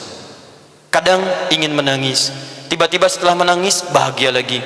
Kadang satu sisi kita berjalan keluar, begitu melihat ada kecenderungan ingin yang tidak baik, datang yang baik lagi. Yang menyebabkan tubuh kita bergolak, itu yang disebut dengan qalbu. Ini yang kekinian sering diistilahkan dengan nama hati. Jadi kalau disebutkan istilah hati, istilah qalbu, teman-teman sekalian, itu yang dimaksud ini. Gambaran pertentangan antara takwa dengan nafsu yang memberikan pengaruh pada keadaan diri kita. Jika hati-hati ini yang dominan, maka kehidupan akan lebih bahagia. Qad aflaha man zakkaha. Jika ini yang naik, maka ini yang butuh banyak persoalan. Ini naik, ini ketutup. Yang kotor naik, yang kotor cenderung mengotori sesuatu. Penyakit itu kotor. Kalau penyakit muncul, jelek keadaannya. Sesuatu yang mengotori tanpa terlihat kasat matanya, itu disebut dengan maradun namanya. Marad. Kalau penyakitnya kelihatan, bisa dianalisis, ada tempatnya dan seterusnya, itu disebut dengan daun. Likulli da'in dawaun. Setiap penyakit ada obatnya kecuali kematian. Yang dimaksudkan penyakit fisik. Sakit kepala, kepalanya kelihatan. Sakit perut, perutnya kelihatan. Coba cek. Maaf, sakit hati, ria, di mana kelihatannya? Dendam, di mana kelihatannya? Cemburu, di mana kelihatannya? Pak, maaf Pak, datang ke dokter. Kenapa? Saya pusing Pak, gak pernah sembuh. Kenapa ini? Kenapa Bapak pusing? Saya juga nggak tahu Pak. Setiap tetangga saya beli kulkas baru, saya yang pusing. Dia beli mobil, saya yang pusing. Nah itu analisisnya susah karena bukan obat biasa yang harus diberikan. Obat itu mesti diberikan pada satu nama penyakit, disebut dengan maradun namanya. Penyakitnya disebut dengan maradun. Kalau hinggap di tempat ini satu orang. Kalau banyak orang yang terkena penyakit, jamakan bentuknya dari marad, dari qalbun jadi qulubun bentuk jamaknya. Qulubun. Quran surah kedua Al-Baqarah ayat ke-10. Fi qulubihim maradun, bukan daun. Nah sekarang rumus cepatnya, kita sudah kenal apa itu qalbu. Kalau disebutkan qalbu, manajemen qalbu artinya memanage yang negatif ini bisa ditekan ke bawah sehingga yang takwanya yang muncul. Paham sampai sini? Baik, hati-hati dengan hati. Apa yang harus dihati-hatikan? Hati-hati, ada ini dalam diri kita yang bisa menyebabkan diri kita nastapa di hadapan Allah Subhanahu wa taala. Paham sampai sini? Kalau sudah paham, sekarang kita ambil rumusnya. Bagaimana rumus cepatnya di Quran supaya kita bisa menekan yang ini, mengalahkan kejaran setan dan memunculkan sifat takwa bahkan melebihi keadaan malaikat. Kalau malaikat soleh wajar karena nggak ada nafsu. Jadi kalau diperintahkan kerjakan karena nggak punya nafsu. Tapi kalau kita bisa soleh di hadapan Allah, kita lebih hebat dibanding malaikat. Kenapa? Karena kita berjuang, malaikat nggak berjuang. Nggak ada nafsu, nggak ada perjuangan. Nah, ketika malaikat mau zikir, apakah ada gangguan? Belum tentu. Wa nahnu nusabbihu bihamdika wa nuqaddisu lak. Subhanallah, subhanallah, subhanallah. Enggak punya nafsu, makanya subhanallah terus. Nah, kita bagaimana? Baru selesai salat mau subhanallah, handphone sudah bunyi.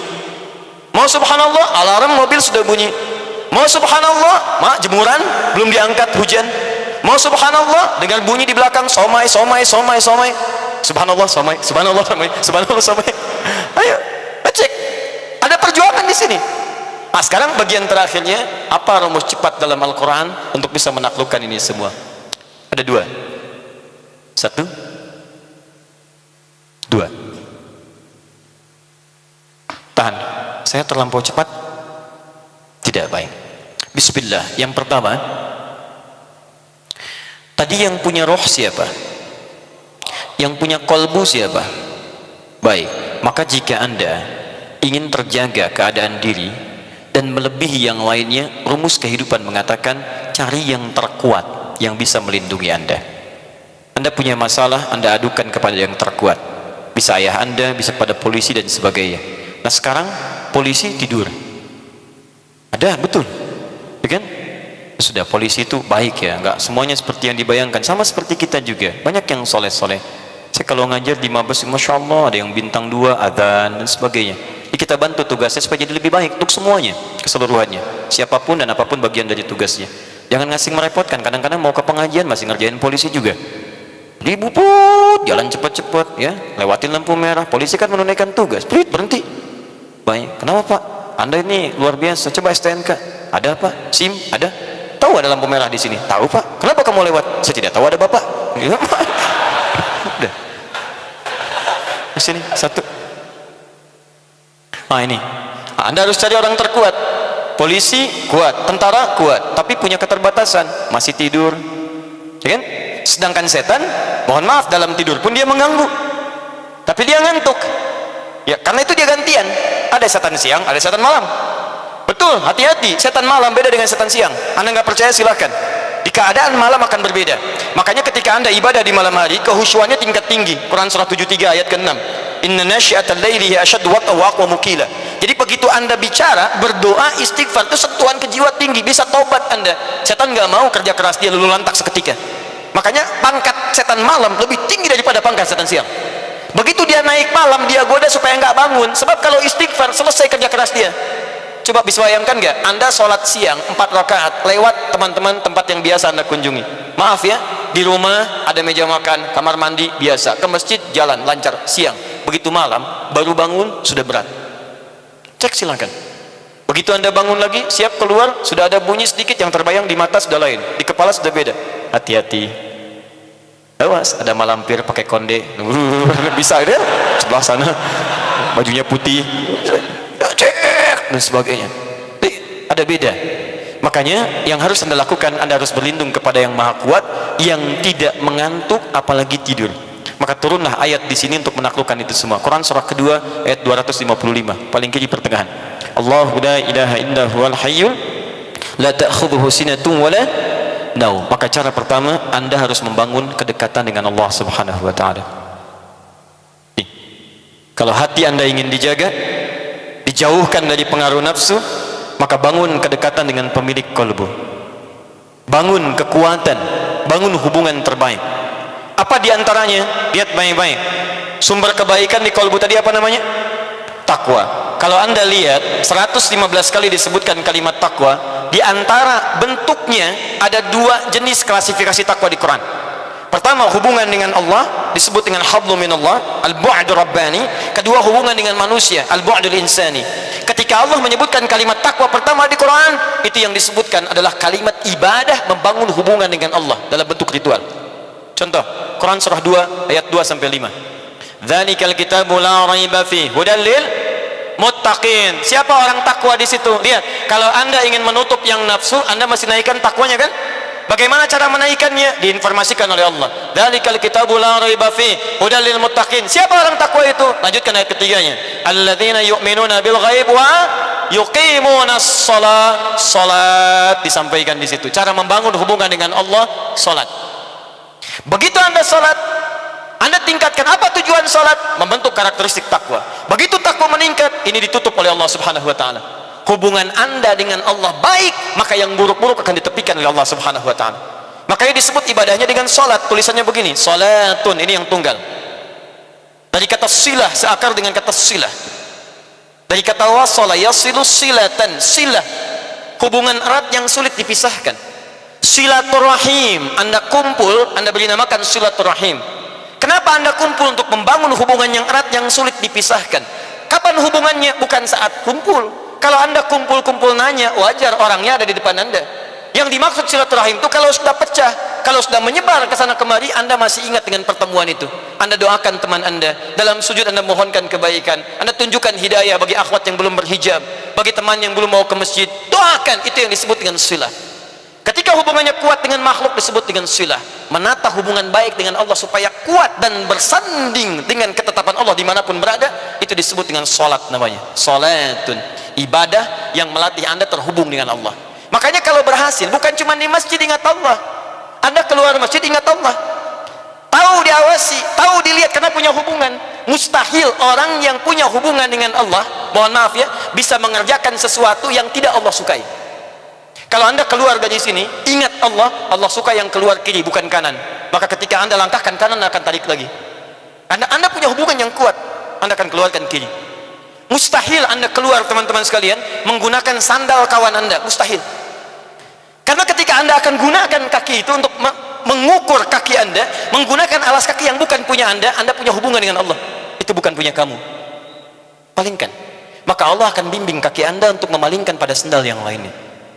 Sama Anda di pekerjaan begitu. Kalau hubungan Anda dengan Allah, duduk dalam keadaan baik, teman-teman sekalian, begitu Anda duduk, Anda gerakkan pena, mustahil tangan Anda, maaf ya, tangan orang tahiyat tidak akan pernah mengerjakan maksiat. Anda nggak akan pernah tanda tangan proyek yang tidak jelas, karena Anda sedang terhubung dengan Allah Subhanahu wa Ta'ala. Pak, maaf Pak, ada proyek nih Pak, lumayan buat Bapak 500 juta. Maaf, tangan orang sholat tidak akan pernah digerakkan pada maksiat. Kalau gitu kami tambah Pak 5 miliar. Sebentar, saya istikharah dulu ya. Gak bisa, langsung tolak. Makanya dalam hal ini, lihat apa kaitannya dengan tadi, dengan hati, dengan qalbun tadi. Lihat sini, salat dalam Quran, begitu Anda kerjakan, hal pertama yang Allah berikan adalah menghentikan kerja kerasnya nafsu. Quran surah ke-29 ayat ke-45, kita hafal ayatnya insyaallah. Utlu ma uhya ilaika minal kitab wa aqimis shalah innas salata tanha anil fahsya'i wal munkar. Fahsya dan munkar itu pekerjaan nafsu, karena nafsu tidak punya yang ketiga. Kalau bukan fahsya, itu munkar. Kata-kata jorok, pandangan kotor, pornografi, porno aksi, itu fahsya. Mustahil ada orang sholat kata-katanya jorok. Mustahil ada yang suka mencela. Anda kalau ahli sholat, mustahil mencela pada sesuatu yang tidak baik. Mustahil, yang tidak Allah ridhai. Jadi kalau ada orang habis sholat mencela orang lain, itu menandakan yang tidak sempurna dalam sholatnya. Mustahil ahli sholat mengerjakan yang mungkar, berdusta, berselisih, mencuri, korupsi. Jadi kalau ada orang punya kedudukan, sholat masih korupsi, ada yang salah dalam sholatnya. Mustahil. Ini tekan. Begitu ini selesai, yang paling indah, lihat teman-teman, sholat disebut oleh Quran dengan zikir. Quran surah ke-20 ayat ke-14, innani anallahu la ilaha illa ana fa'budni wa aqimis salata li dzikri. Saya Allah, kata Allah, tidak ada Tuhan selain saya, sembah saya. Bagaimana cara menyembah Allah? Wa aqimis salat, tunaikan salat li dzikri, sebagai zikir kepadaku. Sedangkan fungsi zikir yang pertama disebutkan di Quran surah ke-13 ayat ke-28, ala bi dzikrillahi tatmainnul qulub. Masih ingat qulub jama dari kata apa? Qalbu. Jadi kalau salat Anda benar, hati Anda tenang. Jadi hati yang tenang, dia bisa mengendalikan nafsu dalam kehidupannya, sehingga muncul yang baik-baik di sini. Jadi kalau teman-teman sudah salat 5 kali dalam sehari, tambah dengan sunnahnya, hatinya belum tenang, pasti ada yang kurang tepat dalam salatnya. Karena jangankan salat, tempat salat saja disebut oleh Quran tempat yang menenangkan. Quran surah 2 ayat 125, wa idh ja'alna al-baita mathabatan lin-nasi wa amna. Dan ingatlah ketika kami tetapkan al-bait, Ka'bah itu di sekitaran Masjid Al-Haram. Begitu Anda ke situ, kata Allah, Anda punya masalah apapun, segelisah apapun di depan Ka'bah, tenang jiwa Anda. Dan hebatnya, lingkarannya disebut dengan masjid. Masjid pun punya aura yang mirip-mirip sama.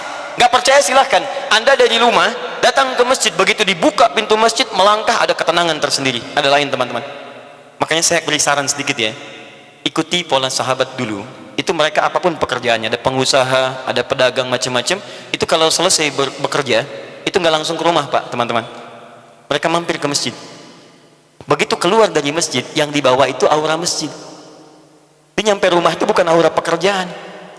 Kadang-kadang kalau Anda dari pekerjaan ke rumah, itu yang dibawa tuh bayangan pekerjaan, menumpuk, macam-macam, sehingga kadang-kadang banyak kegelisahan.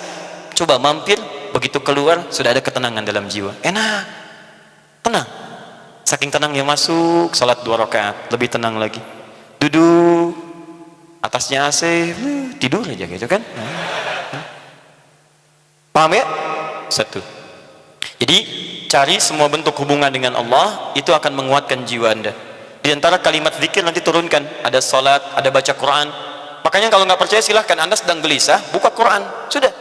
Nggak mahal kok, buka mushaf, baca Quran, seketika tenang. Habis itu gelisah lagi. Ya. Kenapa? Belum selesai, baca lagi, minta sampai tenang jiwa Anda. Doa, Quran surah 7 ayat 205, wadhkur rabbaka fi nafsik, doa disebut dengan zikir. Makanya kalau sedang gelisah jangan mengeluh. Nggak ada ayat tentang keluhan. Kalau ada ayat tentang keluhan di Quran, insya Allah saya jadi orang pertama yang mengeluh. Nggak ada teman-teman. Bahkan binatang pun tidak mengeluh dalam kehidupan. Kerjakan. Semut nggak ngeluh. Silahkan cek. Kera tidak mengeluh. Ayam tidak mengeluh. Cek. Nih, lihat. Ini ada wajan. Ini ada cacing sini. Di bawahnya kita kasih api di sini. Maka cacing akan bergerak-gerak. Pindah dia kan? Baik. Kenapa dia bergerak? Bukan panas. Bukan, karena cacing tidak mampu untuk mengeluh. Aduh panas, aduh sakit, aduh. Kalau semua aduhnya kapan dia pindahnya? Coba pernah dengar? Coba kalau nggak percaya panaskan. Dengar nggak kalimat aduh, nggak ada. Silakan cek, nggak ada. Dia gerak aja supaya menghindar dari kepanasan. Anda itu nggak pernah tuntas masalah bukan karena Anda kurang hebat, barangkali banyak ngeluhnya. Dan Anda kurang tenang bukan karena kurang kaya, kurang takwanya, ini poinnya. Dan kurang ibadahnya. Itu bagian pertama. Masih ada waktu lah? Masih. 2. Ini. Rumus cepat. 2. Ini indah sekali di Quran. Tadi kata Quran, qad aflaha man zakkaha. Sungguh akan bahagia, tenang orang yang mampu menyucikan hatinya. Baik, ikhwan atau akhwat di atas, kalau nyuci itu pakaiannya dibuang atau kotorannya yang dibuang? Mah, tolong cucikan ya. Iya pak, palidgun ke sungai. Oh, masya Allah. Begitu pulang, mana mah pakaiannya? Dicuci, dibuang. Tidak, nyuci, membuang kotornya. Kadang-kadang kotor itu mesti ada untuk nampak yang bersihnya. Sebab kalau kotor nggak ada, yang bersih nggak akan kelihatan. Allah ciptakan marah bukan untuk menjadikan Anda pemarah, tapi supaya sabarnya muncul. Sebab kalau nggak ada marah, nggak akan ada sabar. Kan mustahil ujuk-ujuk tiba-tiba datang kepada saya. Nggak ada hujan, nggak ada angin, nggak ada masalah, tiba-tiba sabar Ustaz, sabar. Kan saya cuma tanya, sehat? Karena mustahil teman-teman. Mustahil ada kejujuran kalau tidak diciptakan lawannya dusta. Kalau nggak ada dusta, bagaimana bisa mengukur jujur? Jadi caranya bagaimana kata Quran? Ketika Anda mendapati semua ini dalam kehidupan, tidak diciptakan ini kecuali untuk diketahui lawannya. Jadi kalau Anda menemukan sesuatu yang tidak baik, yang bersumber dari nafsu, cepat langsung cari lawannya di takwa untuk menyelesaikan itu semua. Karena itu tidak dimunculkan kecuali melatih Anda untuk mendapatkan sifat takwanya. Contoh prakteknya, ibu, halo, suami pulang dari kantor, tiba-tiba marah. Marah saat dititipkan pada suami, hakikatnya isyarat Quran bukan ingin menjadikan suami pemarah, bukan. Tapi dititipkan marah pada suami supaya sabar di ibu itu muncul. Sebab di depan itu banyak persoalan yang membutuhkan sabar yang lebih. Kalau pada yang ini aja nggak bisa sabar, bagaimana mengatasi yang di depan? Diberikan kesabaran itu. Dititipkan marah pada suami bukan untuk menjadikan suami pemarah. Jadi kalau suami pulang marah misalnya, maka lihat cara bacanya. Berarti ibu dituntut untuk menghadirkan kesabaran. Allah sedang ingin memunculkan sifat takwa pada diri ibu dalam bentuk sabar. Ibu ingin dekat dengan Allah? Ingin. Baik, sekali lagi, ingin dekat dengan Allah? Kunci dekat dengan Allah, sabar. Innallaha ma'as sabirin. Quran surah kedua ayat 153. Allah dekat dengan orang-orang sabar. Ibu ingin masuk surga? Kunci masuk surga, sabar. Quran surah 13 ayat ke-28, kalimat malaikat pertama menyambut orang ahli surga, salamun alaikum bima sabartum. Selamat, Anda bisa masuk surga karena sabar. Jadi kalau ada suami marah, datang ke rumah, berbahagialah bu. Kenapa? Karena pada saat itu ibu dititipkan oleh Allah, langsung cari lawannya. Mama, alhamdulillah, sabar. Ya pak, masya Allah. Ini kadang-kadang tertukar. Suami marah, ibu lebih galak. Masya Allah. Mama, kenapa pak? Mama kenapa? Papa kenapa? Mama nggak tahu kalau papa ini matahari, pemimpin. Papa nggak tahu kalau mama bulan. Dengan kekuatan bulan, aku mau hukummu. Ada repot. Nggak nyamuk. Nggak beres-beres kalau begitu. Sama. Jadi sebenarnya nggak susah. Kalau Anda menemukan yang kotor dari nafsu, cepat cari lawannya yang baik. Suami pulang nih, istri cemberut. Apa lawan cemberut? Senyum. Jadi begitu Anda pulang ke rumah, lihat istri cemberut gini, Anda tinggal senyum. Assalamualaikum. Dik. Kayaknya kenal. Udah gitu. Ya, cuman memang teorinya mudah, prakteknya tidak sederhana itu. Betul. Ustadz juga sama. Makanya jarang ada ustadz ceramah bawa istrinya, jarang itu. Jarang sekali. ini live ya. Kita selesaikan di rumah. Jadi dua saja itu. Pertama, bangun hubungan dengan Allah, zikir. Makanya Anda kalau temukan kalimat-kalimat ibadah itu semuanya takwa ujungnya. Nanti sebentar lagi puasa. Apa tujuan puasa? Takwa. Quran surah 2 ayat 183, paling kiri sebelah atas. Ya ayyuhalladzina amanu kutiba alaikumus kama kutiba alal ladzina min qablikum la'allakum takwa. Anda mau haji, takwa bekalnya. Quran surah 2 ayat 197, paling kanan sebelah atas. Al-hajju asyhurun ma'lumat faman farada fihinna al-hajja fala rafatha wala fusuqa wala jidala fil hajj wa ma taf'alu min khairin ya'lamhu Allah wa tazawwadu fa inna khairaz zadi takwa. Mau haji, takwa muaranya. Mau puasa, takwa. Salat, takwa. Infak, sedekah, takwa. Semua takwa. Ini ternyata tujuan ibadah itu ketika Allah bebankan pada kita bukan untuk menjadi beban dalam kehidupan, tapi ingin membuat Anda bahagia. Karena takwanya muncul. Makanya selesai sholat, selesai infak, selesai baca Quran, ditutup ayatnya. Quran surah 2 ayat kelima. Lihat, ulaika ala hudam min rabbihim wa ulaika humul muflihun. Qad aflaha man zakkaha wa ulaika humul muflihun. Bahagialah mereka semua. Jadi ketika Allah minta kita sholat, Allah minta kita bahagia. Aneh kalau ada orang diminta bahagia nggak mau bahagia, itu orang aneh. Makanya ketika Anda dipanggil sholat, hayya 'alas shalah, Anda tanya, kenapa kami sholat ya Allah? Dijawab, hayya 'alal falah. Ayo saya kasih bahagia. Yang belum bahagia datang ke sini. Anda orang kaya, Anda orang hebat, belum bahagia. Cek, bukan karena Anda kurang hebat dan kaya, Anda kurang takwa. Karena ketika Anda takwa, masalah Anda selesai. Quran surah 65 ayat 2 dan 3. Wa may yattaqillaha yaj'al lahu makhraja wa yarzuqhu min haitsu la, selesai. Quran surah 2 ayat 189. Wattaqullaha la'allakum tuflihun. Anda takwa, ini nafsu turun. Begitu turun, maksiat hilang. Begitu hilang, dosa diampuni. Turun Quran surah ke-8 ayat ke-29. Jelas kalimatnya. Wa may yattaqillaha yukaffir anhu sayyiati. Siapa yang meningkatkan takwanya, maka keburukannya kami akan hilangkan. Hapus, hapus, hapus, hapus. Lihat contohnya. Anda berbuat maksiat, naktas sauda, seperti tinta begini. Anda kerjakan kebaikan, hapus. Hapus. Tapi ingat, dosa itu seperti menulis di papan tulis. Tintanya ringan, mudah untuk dihapus. Tintanya sulit, tidak mudah untuk menghapusnya. Butuh waktu, butuh perjuangan. Kadang-kadang Anda mesti berjuang, seperti saya. Berjuang, datang sendiri, rangin sendiri, nulis sendiri, hapus sendiri, nggak sama. Nah, ada. Alhamdulillah. Ya, cukup? Kurang lebih itu jawabannya. Ya, gitu.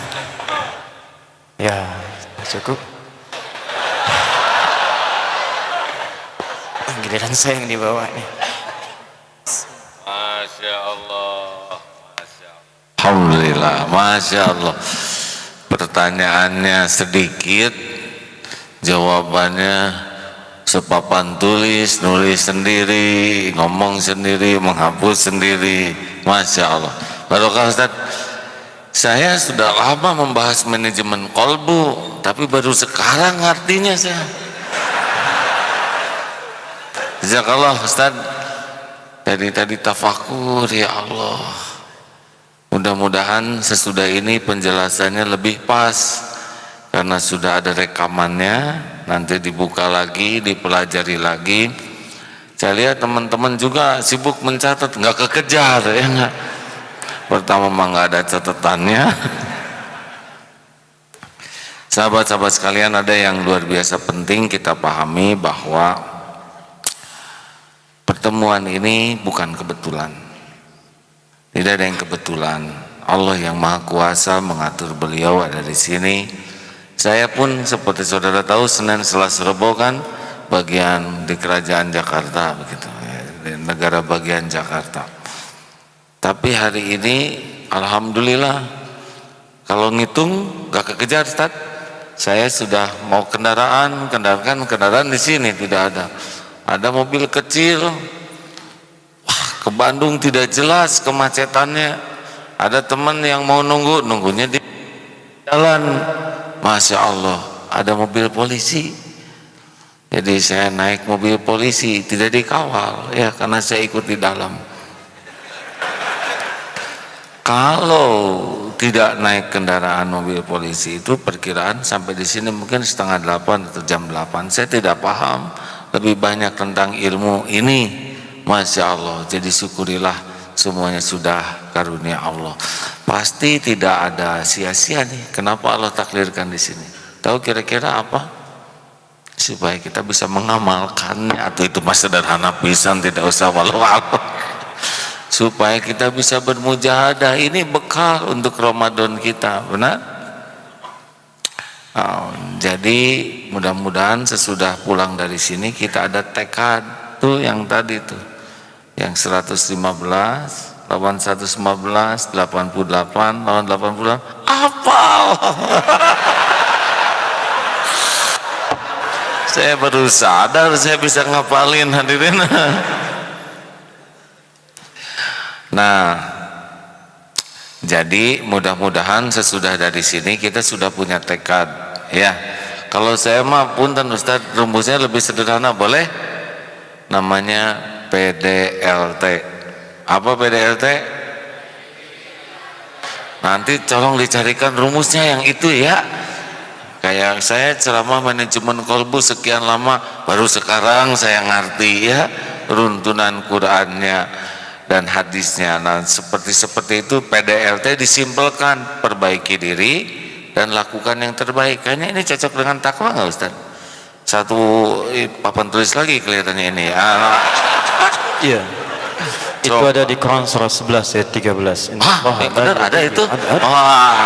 Tuh kan. Jadi saya ngomong dulu baru tahu. Coba jelaskan. Allah la yughayyiru ma biqaumin hatta yughayyiru ma bi anfusihim.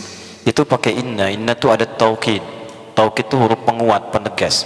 Seakan-akan Allah ingin menegaskan. Allah sampaikan, saya tegaskan ya, kamu nggak akan pernah jadi lebih baik sebelum bisa memperbaiki diri. La yughayyiru ma biqaumin, Allah nggak akan rubah seseorang, bahkan satu kaum jadi baik. Hatta itu harful ghayah, menunjuk pada tujuan akhir. Sampai akhirnya kamu mau memperbaiki diri. Ayo perbaiki diri dulu, setelah itu lakukan yang terbaik. Merubah sesuatu dari yang kurang baik jadi baik, itu disebut dengan hijrah namanya. Quran surah keempat ayat 100, paling kiri sebelah bawah. Wa may yuhajir fi sabilillah yajid fil ardi maragaman katsiran wa sa'ah. Siapa yang mau berubah sekarang meniti jalan Allah jadi lebih baik lagi, maka Allah akan karuniakan pada dirinya pertama kelapangan dalam jiwanya. Jadi kalau anda mau belajar agama, yang pertama didapatkan belum hebat dulu, ada kelapangan dulu di hati, tenang. Anda belajar dengan saya tidak memberikan ketenangan pada jiwa, tinggalkan saya, cari ustadz lain lebih baik. Karena hakikat dari pembelajaran itu ada sampai kepada jiwa. Makanya ibadah itu ada ketenangan. Bukankah tumaninah itu tenang? Ruku itu tenang, sujud itu tenang. Makanya orang zikir itu bawaannya tenang. Di aneh kalau orang belajar agama tidak tenang jiwanya, bahkan tidak tenang kalau orang lain itu lebih baik. Celah orang, menganggap lebih baik dan sebagainya, itu pasti ada yang salah dalam pembelajarannya. Kemudian ayo kembalikan. Setelah itu apa yang terjadi? Setelah itu Allah akan nugerahkan, mengganti semua yang kurang dari dirinya, muraghaman katsira, dengan hal yang berlimpah. Karena ketika anda berubah, itu yang kurang baik dihilangkan oleh Allah. Bahasa andanya hilang, bahasa Qurannya diganti dengan yang lebih berkah. Mungkin ke masjid, kasih sendal, sendalnya ada saham keburukan di situ, bikin hilang. Karena rizki pencuri itu rizkinya yang haram. Rizki anda jadi orang baik, dirubah jadi lebih baik lagi. Begitu nyari dari tauhid, padahal yang dipakai sendal jepit hilang, diambil pencuri. Tanya kepada DKN, kenapa Pak nyari sendal? Oh nggak ada, udah Pak ganti aja, dapat karfil. Lumayan, hilang jepit, dapat karfil. Pakai gitu. Jadi yang tadi dibuang, yang haram dibuang, yang bagusnya masuk. Kadang bahasa kitanya bangkrut, bahasa kitanya jatuh, macam-macam. Tapi bahasa Allah ingin memberikan yang terbaik. Buang yang kotornya, ini saham yang kotor ikut kotor, buang, yang baiknya muncul. Hebatnya, kalau anda berusaha berjuang untuk itu, dan anda wafat sebelum menjalaninya, itu dituliskan ampunan dari semua dosa-dosa anda. Teruskan ayatnya. Wa may yakhruj min baitihi muhajiran ila Allah wa rasuli thumma yudrikul maut faqad waqa'a ajruhu 'ala Allah. Siapa yang berusaha berjuang bahkan baru keluar rumah, tiba-tiba maut datang lebih cepat dari apa yang ia duga. Datang meninggal. Faqad waqa'a menggunakan fi'il madhi dalam bentuk waqi, kalimatnya waqa'a pasti. Kata Allah, saya pastikan ya, saya tuliskan pahalanya, saya ampuni dosanya dengan perjuangan dia berniat gugur dosa. Karena orang taubat itu mendapatkan cinta Allah. Quran surah 2 ayat 222. Innallaha yuhibbut tawwabin. Allah mencintai orang taubat. Begitu dicintai, tanda pertama cinta Allah diberikan ampunan dari semua dosa. Quran surah 3 ayat 31. Qul in kuntum tuhibbunallaha fattabi'uni yuhibbukumullah. Kalau sudah yuhibbukumullah wa yaghfir lakum dzunubakum, semua dosa diampuni. Di begitu Anda taubat, niat, diampuni semua dosa. Anda melangkah untuk berubah, datang ke DT, datang ke masjid, datang ke majlis ilmu, di pertengahan belum nyampe meninggal, pahala dituliskan. Taubat, meninggal, masuk surga Anda. Pernah dengar yang bunuh 100 orang? Kemudian dia mau taubat, dia konsultasi, datang ke Syekh Anu. Ini bagus sekali. Ini harus ditiru oleh para ustaz. Jika memang belum bisa memperbaiki orang lain atau belum ada kapasitas di dalamnya, rekomendasikan pada ustaz lain. Saya senang di sini mengatakan, saya yang tidak ada ilmunya, Anda pergi ke Agim, belajar tata, ada ustadz yang lain, datangi, pelajari. Jangan fokus pada satu ustadz, karena ustadz nggak bisa menguasai semua hal. Ayo sinergi dan doakan supaya semua ustadz itu bersinergi dalam kebaikan. Orang ini mengatakan, pergi kepada ustadz fulan, syekh fulan, belajar darinya. Setelah itu kembali ke tempatmu, berikan perubahan. Begitu dia berjalan, dia tobat di jalan, meninggal di pertengahan. Begitu dia meninggal, teman-teman sekalian, turun ampunan dari Allah, dan setiap tapaknya dihitung jadi pahala. Dakhalal jannah, masuk surga. Dari peristiwa ini, ayat tadi diturunkan untuk memotivasi kita. Please, Ibnu Majah nomor hadis 233. Muncullah hadis ini dari Abu Darda radhiyallahu taala anhu. Man salaka tariqan yaltamisu fihi ilman, sahalallahu lahu tariqan ilal jannah. Siapa yang berjuang melangkahkan dirinya menuju ke majlis ilmu, maka Allah akan menghitung setiap langkahnya dengan kumpulan pahala. Saya tanya pada Anda, siapa yang pernah membunuh 100 orang? Boleh angkat tangan. Masih ada polisi yang tadi? Ada, karena itu polisinya santri, jadi di sini terus. Oh, lihat. Ayo, ada? Tidak ada. Orang pun pernah bunuh 100 orang, dia berubah masuk surga. Masa Anda yang nggak pernah bunuh orang nggak bisa masuk surga? Mustahil. Jadi karena itu saya ajak, ayo berubah. Sudah bukan zamannya jadi orang jelek. Ayo jadi orang baik, berubah. Orang dulu tuh dari yang jelek-jelek berubah jadi baik. Tobat, tobat, tobat, tobat, tobat, berubah. Dan pahala hebatnya, boleh saya berikan kisah sedikit ya? Ini inspirasi ya bagi teman-teman, terutama mungkin yang seusia, yang muda ingin berubah. Dulu ada orang, ini kisah nyata, bukan karangan, kisah nyata. Ada seorang pemuda, itu banyak berbuat maksiat. Tiba-tiba ada sentuhan di jiwanya, datang hidayah, dia berubah. Hidayah itu ingat ya, Allah berikan pada seluruhnya. Tinggal Anda mau ngambil atau tidak. Panggilan sholat bukan pada panggilan orang rajin saja, yang nggak ke masjid pun dengar adzan. Cuma dia mau nggak mendengar itu dan meresponnya. Orang ini kemudian tiba-tiba berubah. Lalu dia putuskan untuk jadi lebih baik, konsultasi, kata syekh ini, pergi ke syekh fulan, belajar di sana. Mirip seperti kisah tadi. Begitu datang, diuji oleh gurunya. Saya di sini cuma makan kurma, minum air putih. Takut kamu nggak kuat. Kata si pemuda ini, saya bertekad berubah. Tayyib. Kalau kamu bertekad, ikuti apa yang saya instruksikan. Dia ibadah, kasih. Setelah 3 hari, dia mulai berubah jadi lebih baik. Tapi terjadi di sini setan. Hati-hati. Setan itu kadang-kadang kalau ada orang ingin berubah, kadang dibiarkan berubah dulu. Setelah itu diberikan satu hal yang buruk supaya dia meninggalkan keseluruhannya. Sama kayak penghafal Quran, dibuat lama dulu, banyak hafalan dulu. Begitu sudah banyak hafalan, dibuat lupa semuanya, nggak mau lagi ngafalin. Apa saya bilang? Faktor U. Apa U di situ? Bukan usia, usaha. Usahanya kurang. Kembalikan sini. Digoda oleh setan setelah 3 hari. Kamu itu enak, baru 3 hari di sini, bisa tahan, makan kurma, minum. Syekh kamu mungkin sudah 13 tahun, 30 tahun belum makan enak. Sebagai santri, jadilah murid yang berbakti, carikan makanan yang enak. Toh, masyarakat menghargai syekh kamu, minta dikasih. Dia keluar dengan niat bakti. Bayangkan, setan tidak melulu membawa ujaran dan godaan dengan perbuatan maksiat. Langsung, kadang-kadang dengan ujian-ujian yang sifatnya kebaikan. Datang dia cari makanan enak. Begitu lewat, lihat sini. Ini rumah pertama. Begitu lewat, dia naik ke sini. Begitu naik, ngintip-ngintip gak ada makanan, turun lagi ya.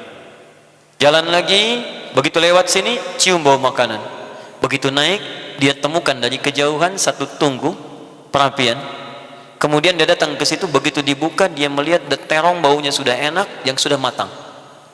Begitu sudah ada, muncul godaan. Ambil aja, coba dulu. Toh penghuni rumah ini pasti kenal dengan gurumu orang terpandang. Ambil baru minta izin belakangan, pasti akan diizinkan. Ayo ambil aja dulu, coba dulu. Begitu dicoba, lihat baik-baik ya, orang yang sudah berhijrah kondisi hatinya akan beda. Begitu dicoba masuk ke mulutnya, turun keterangan dari dalam dirinya. Itu bukan punya kamu, muntahkan. Itu dalam bahasa Quran disebut dengan burhan. Laula arraha burhana rabbi. Nabi Yusuf ketika digoda oleh perempuan untuk menggoda dirinya, muncul burhan dari Allah, tinggalkan dia. Saya yakin pada Allah, Anda pun kalau jarang maksiat, begitu akan mengerjakan, hati Anda pasti akan menolak. Itu yang disebut dengan burhan. Lemparkan itu, buang. Begitu dimuntahkan oleh beliau, lihat apa yang terjadi ya. Begitu dimuntahkan, lari dia ingin konsultasi pada syekhnya, takut berbuat salah lagi. Begitu balik sampai di tempat syekhnya, apa yang terjadi? Ternyata di dalamnya sedang menemukan seorang perempuan sedang konsultasi di depan syekhnya, dan di luar pintu ada seorang syekh, bapak yang sudah tua. Begitu melihat si anak muda ini, syekhnya langsung mengatakan, ya bunayya ta'al, panggilan sayang, nak sini, sini. Begitu datang, kata syekhnya, ini ada perempuan telah ditinggal wafat suaminya, masa idahnya telah hilang, dia ingin bebas dari fitnah, dia mencari suami yang bisa mendampingi dia lebih baik, saya tunjuk engkau jadi suamimu. Kata anak muda ini, tapi syekh, saya kan nggak punya apa-apa, saya tumpang pada anda, makan kurma, minum air putih, apa yang bisa saya berikan padanya? Kata syekhnya, kamu jangan khawatir, ini perempuan diwarisi harta yang cukup banyak, dia hanya memerlukan pendamping yang bisa meniti dia untuk ke surga, bimbing dia untuk sholat dan sebagainya. Saya tanya pada teman-teman, kalau ditawari tawaran seperti itu, anda menerima atau tidak menolak sama sekali? Ayo nanya dulu. Begitu dapat keterangan seperti itu, kata beliau, baik, saya terima. Singkatnya diakadkan. Ternyata di luar tadi bapaknya dipanggil, diakadkan di situ. Begitu selesai, ketiganya pergi menuju rumah baru untuk si laki-laki ini. Di jalan lewat yang ini tadi. Begitu lewat yang ini, dia mau bersegera untuk jalan. Ternyata si perempuan tadi pun mengikuti berjalan. Dia tenang, ini ternyata bukan rumahnya. Jalan lagi ke sini. Begitu jalan di sini, dia pun menggenggam tangan istrinya untuk buru-buru. Kata istrinya, Zauji, hadza baituna. Sayang, ini rumah kita. Rupanya rumah itu adalah rumah yang tadi ada terongnya, yang dia naik. Dibawa ke situ. Begitu dibawa, bertanya istrinya, Zauji hal anta ja'i? Sayang, kamu lapar? Dia udah deg-degan tuh, udah nggak tenang, rumah pemilik terong gitu kan. Ditanya lapar, tapi dia nggak bisa bohong karena hatinya sudah bersih. Ya, saya lapar. Dia cerita, saya cuma makan kurma begini, minum air putih sebagainya. Baik, tunggu sebentar, aku bawakan yang sudah aku siapkan. Rupanya terong tadi itu disiapkan untuk menyambut calon suami barunya. Begitu melihat terong terjadi sesuatu pada dirinya, apa yang anda lakukan pada saat itu? Dia bertanya, manakala bazinjani? Siapa yang makan terongku ini? Kalau situasi seperti itu, saya tanyakan pada anda apa yang mau anda katakan? Jangan salahkan kucing, awas, hati-hati. Karena kita tidak adil, yang keluar perempuan disalahkan kupu-kupu, kan? Yang cari laki-laki disalahkan kelinci. Lihat sini, ini orang jujur, keburukan sudah hilang, kebaikan muncul. Begitu demikian diceritakan kisahnya. Lihat kalimatnya, wallahi tadi terjadi begini, saya tergoda datang ke sini, saya kemudian coba, tapi saya muntahkan semua, sampai saya kembali, saya ingin tobat, saya ketemu kamu, tiba-tiba dinikahkan. Perhatikan bagaimana Allah membalik semua keadaan. Ketika mendengar kalimat itu, apa yang keluar di lisan perempuan ini? Saya yakin, demi Allah, kalau perempuan sekarang bisa mempraktekkan lisan perempuan ini, aman kehidupan semuka bumi, seakan-akan rumah itu surga. Lihat kalimat istrinya ini, wallahi, secuil terong yang kau muntahkan karena Allah tadi, sekarang Allah ganti dengan semua terongnya, tempat terongnya, plus pemilik terongnya. Wallahi, secuil terong yang kau muntahkan tadi, Allah ganti kemudian dengan terongnya, seluruh terongnya, tempat terongnya, plus pemilik terongnya.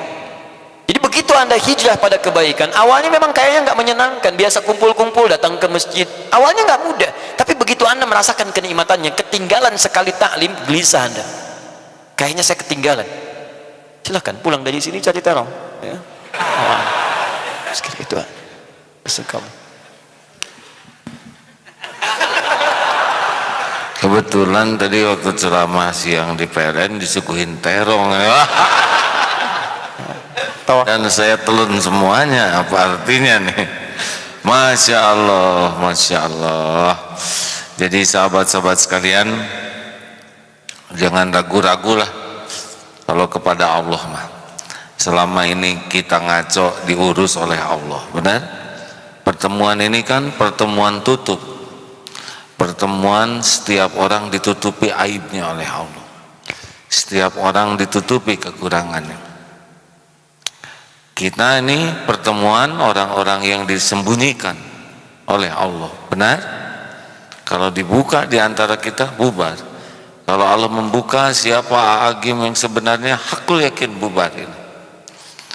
Oleh karena itulah, mumpung ditutup, dikasih oleh Allah. Benar?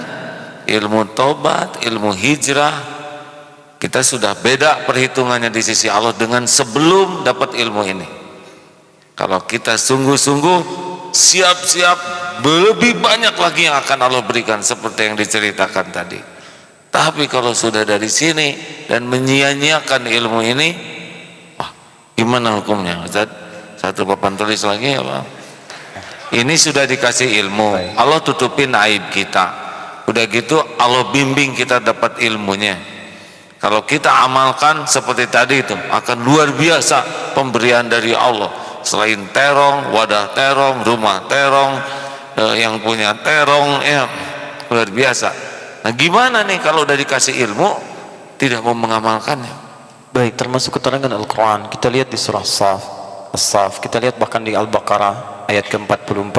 Allah sangat tidak menyukai orang-orang yang mendapatkan pengetahuan lantas tidak kemudian mengamalkannya. Ada dua hal yang menarik dalam Quran. Pertama, Quran surah 17 ayat 36. Allah meminta kita untuk tidak mengikuti hal yang tidak ada dasar pengetahuannya. Wala taqfu ma laysa laka bihi ilm. Jangan ikuti segala hal kalau kamu tidak tahu dasarnya. Apapun itu, walaupun yang sederhana. Yuk ikut yuk, kemana? Pokoknya nanti deh, ikut aja dulu. Nah kalau kaidah Quran tidak boleh diikuti ya. Tidak boleh. Mungkin Anda dibawa ke tempat maksiat dan sebagainya. Perjelas dulu, baru kemudian ikuti. Tapi kalau sudah tahu ilmunya dan itu bahkan pada kebaikan yang mendekatkan diri Anda kepada Allah, maka Allah sangat tidak suka kalau kemudian tidak mengamalkannya. Bahkan ada pengajar yang langsung dihukumi oleh Allah sebagai orang yang akalnya bermasalah. Quran surah 2 ayat 44, atamuruna an-nasa bil birri wa tansawna anfusakum wa antum tatluna al-kitab afala taqilun. Pandai kamu nyuruh orang, kamu belajar, kamu memahami isi Al-Quran, kamu bisa membaca dengan baik, tapi kamu sendiri nggak ngamalkan. Kamu sehat, otak kamu masih berfungsi atau tidak deh? Nah, jadi di As-Saf juga begitu, teman-teman bahkan hafal ayatnya. Kan ada orang-orang yang kemudian mendapatkan pengetahuan banyak, tapi mohon maaf, kabura maktan, disebut dengan kabura maktan. Pertama pakai kabura itu sudah menunjuk pada sesuatu yang besar, dan maktan itu ikatan yang kuat, bukan cuma dosa, diikat kuat dosanya oleh Allah Subhanahu wa taala. Ya, antaqulu ma la taf'alun, kau mengatakan sesuatu yang tidak kau kerjakan. Itu ada turunan-turunannya. Bahkan mohon maaf, ada beberapa bagian yang konsistensi ini tidak disukai oleh Nabi sallallahu alaihi wasallam. Tidak, sangat tidak disukai, sangat tidak disukai. Bahkan dari kalimat tidak suka ini, Qur'annya ada, hadisnya ada, ulama bikin kata-kata mutiara. Al-ilmu bila amalin kasyajari bila thamarin. Ilmu yang tidak diamalkan ibarat numbuhkan pohon tapi tak berbuah. Ya, Anda tata tapi nggak ada buahnya, untuk apa? Ya, tidak ada hasilnya. Karena itu saya ingin mengajak, mari beramal, fasayarallahu, maka Allah akan melihat amalakum, amalan-amalan kita semua. Demikian juga dengan kita orang-orang beriman. Maksudnya adalah ayo kita tingkatkan iman kita, tingkatkan amal kita, dan saling membantu satu dengan yang lainnya. Makanya diikutkan kalimat mukminun di situ supaya kita saling menguatkan satu dengan yang lainnya. Tolong jangan soleh sendirian, karena Allah sediakan surga untuk bersama-sama. Kalau nanti mudah-mudahan kita ke surga, insyaallah kita akan bergandengan tangan dengan Agim, kan? Dengan ustaz-ustaz yang lainnya, dengan masyayikh kita, habaib dan sebagainya, dan juga insyaallah dengan orang-orang beriman yang lainnya. Quran surah ke-4 ayat ke-69. Lihat kalimatnya, wa may yuti'illaha wa rasul fa ulaika ma'al ladzina an'ama Allahu 'alaihim minan nabiyyin was-siddiqin wasyuhada was-salihin. Ada orang-orang yang ketika ke surga dia bersama orang-orang saleh, kemudian bersama para syuhada, bersama para siddiqin, dan hebat bersama para nabi. Para nabi yang menggunakan kalimat nabiyyin, bukan anbiya. Jamak itu ada dua, ada jamak qillah, ada jamak kathrah. Jamak qillah, jamak menunjuk pada jamak tapi terbatas. Nabi, jamak qillahnya terbatas. Anbiya, ada surah ke-21 Al-Anbiya. Tapi maaf, enggak semua nabi dikisahkan. Tapi kalau semua nabi disebutkan namanya nabiyyin. Allah ketika menjamin surga bagi orang-orang soleh, bukan cuma satu, orang-orang, artinya bersinergi jadi orang soleh semua. Begitu semua soleh disandingkan dengan surga yang penghuninya semua nabi tanpa kecuali, dari Nabi Muhammad sampai Nabi Adam. Muhammad bin Abdullah bin Abdul Muttalib bin Hashim bin Abdul Manaf bin Qusay bin Murrah bin Kilab bin Ka'ab bin Ghalib bin Fihr bin Malik bin Nadar bin Kinana bin Khuzaimah bin Mudrika bin Yas bin Salam bin Nizar bin Mudar bin Ma'ad bin Adnan bin Adi bin Adri bin Muqawwam bin Nawar bin Tari bin Ya'rub bin Yasub bin Nabit bin Ismail alaihissalam bin Ibrahim alaihissalam bin Naz bin Azar atau bin Nahur bin Abir bin Kinan bin Al-Khashad bin Sam bin Nuh alaihissalam bin Mikhlain Matusyara bin Kinan bin Abbas bin Thith bin Adam alaihissalam.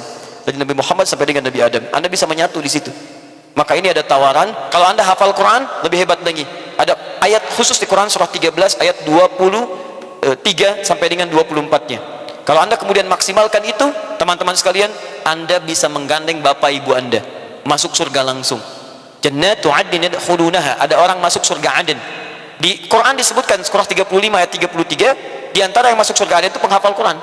Jannatu 'adnin yadkhulunaha, dua ayat yang sama. Yang satu lagi siapa yang masuk? Wa man shalaha min abaihim. Ketika dia menghafal Quran, bapaknya soleh, dia bisa menggandeng bapaknya. Kemudian wa azwaji, menggandeng pasangannya. Wa dzurriyyatihi, menggandeng anak cucunya.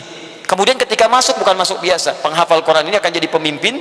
Setelah itu dipakaikan pakaian terbaik, ya di At-Tirmidzi nomor hadis 2915, yulbasu ilaihi tajul karamah, dipakaikan mahkota kehormatan, yulbasu ilaihi libasul karamah, kemudian jubah kehormatan. Jadi naiknya itu pakai jubah, pakai mahkota, menggandeng bapak ibunya, dipertontonkan pada semua makhluk pada saat itu. Begitu dia masuk, tidak langsung masuk, tapi diminta disambut oleh semua malaikat di semua pintu surga. Wal malaikatu yadkhuluna 'alaihim min kulli babin. Malaikat menyambut mereka di semua pintu surga, mengatakan pada mereka, "Salamun 'alaikum bima sabartum." Selamat karena kalian telah sabar saat di dunia. Fa ni'ma 'uqbad dar. Sekarang nikmati keindahan surga yang belum pernah disaksikan sebelumnya. Silahkan, ini yang paling indah. Maka saya bermohon pada Allah, ayo teman-teman kita berubah. Sudah lupakan yang dulu, bangun kehidupan masa depan dengan yang lebih baik. Sekarang ayo, masa Anda di keluarga nggak ada satupun penghafal Quran? Kalau belum ada, kita bareng-bareng menghafal, sama-sama menghafal, karena yang disebutkan orang-orang soleh.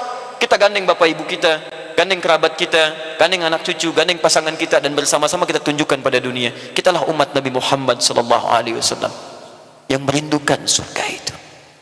Kita akan bertatapan dengan Rasulullah yang saat di dunia kita tidak menatapnya. Apa Anda tidak merindukan seorang yang sangat baik kepada kita? Azizun 'alaihi ma 'anittum harisun 'alaikum bil mu'minina raufur rahim. Beban umatnya itu terasa di pundaknya. Kalau bisa beliau yang tanggung, umatnya jadi ringan. Harisun 'alaikum, peduli dengan kalian. Bil mu'minina raufur rahim. Bagi orang beriman, kasih sayangnya luar biasa. Bahkan di penghujung hayatnya, salah satunya diriwayatkan kemudian ketika malaikat datang, dia berpaling.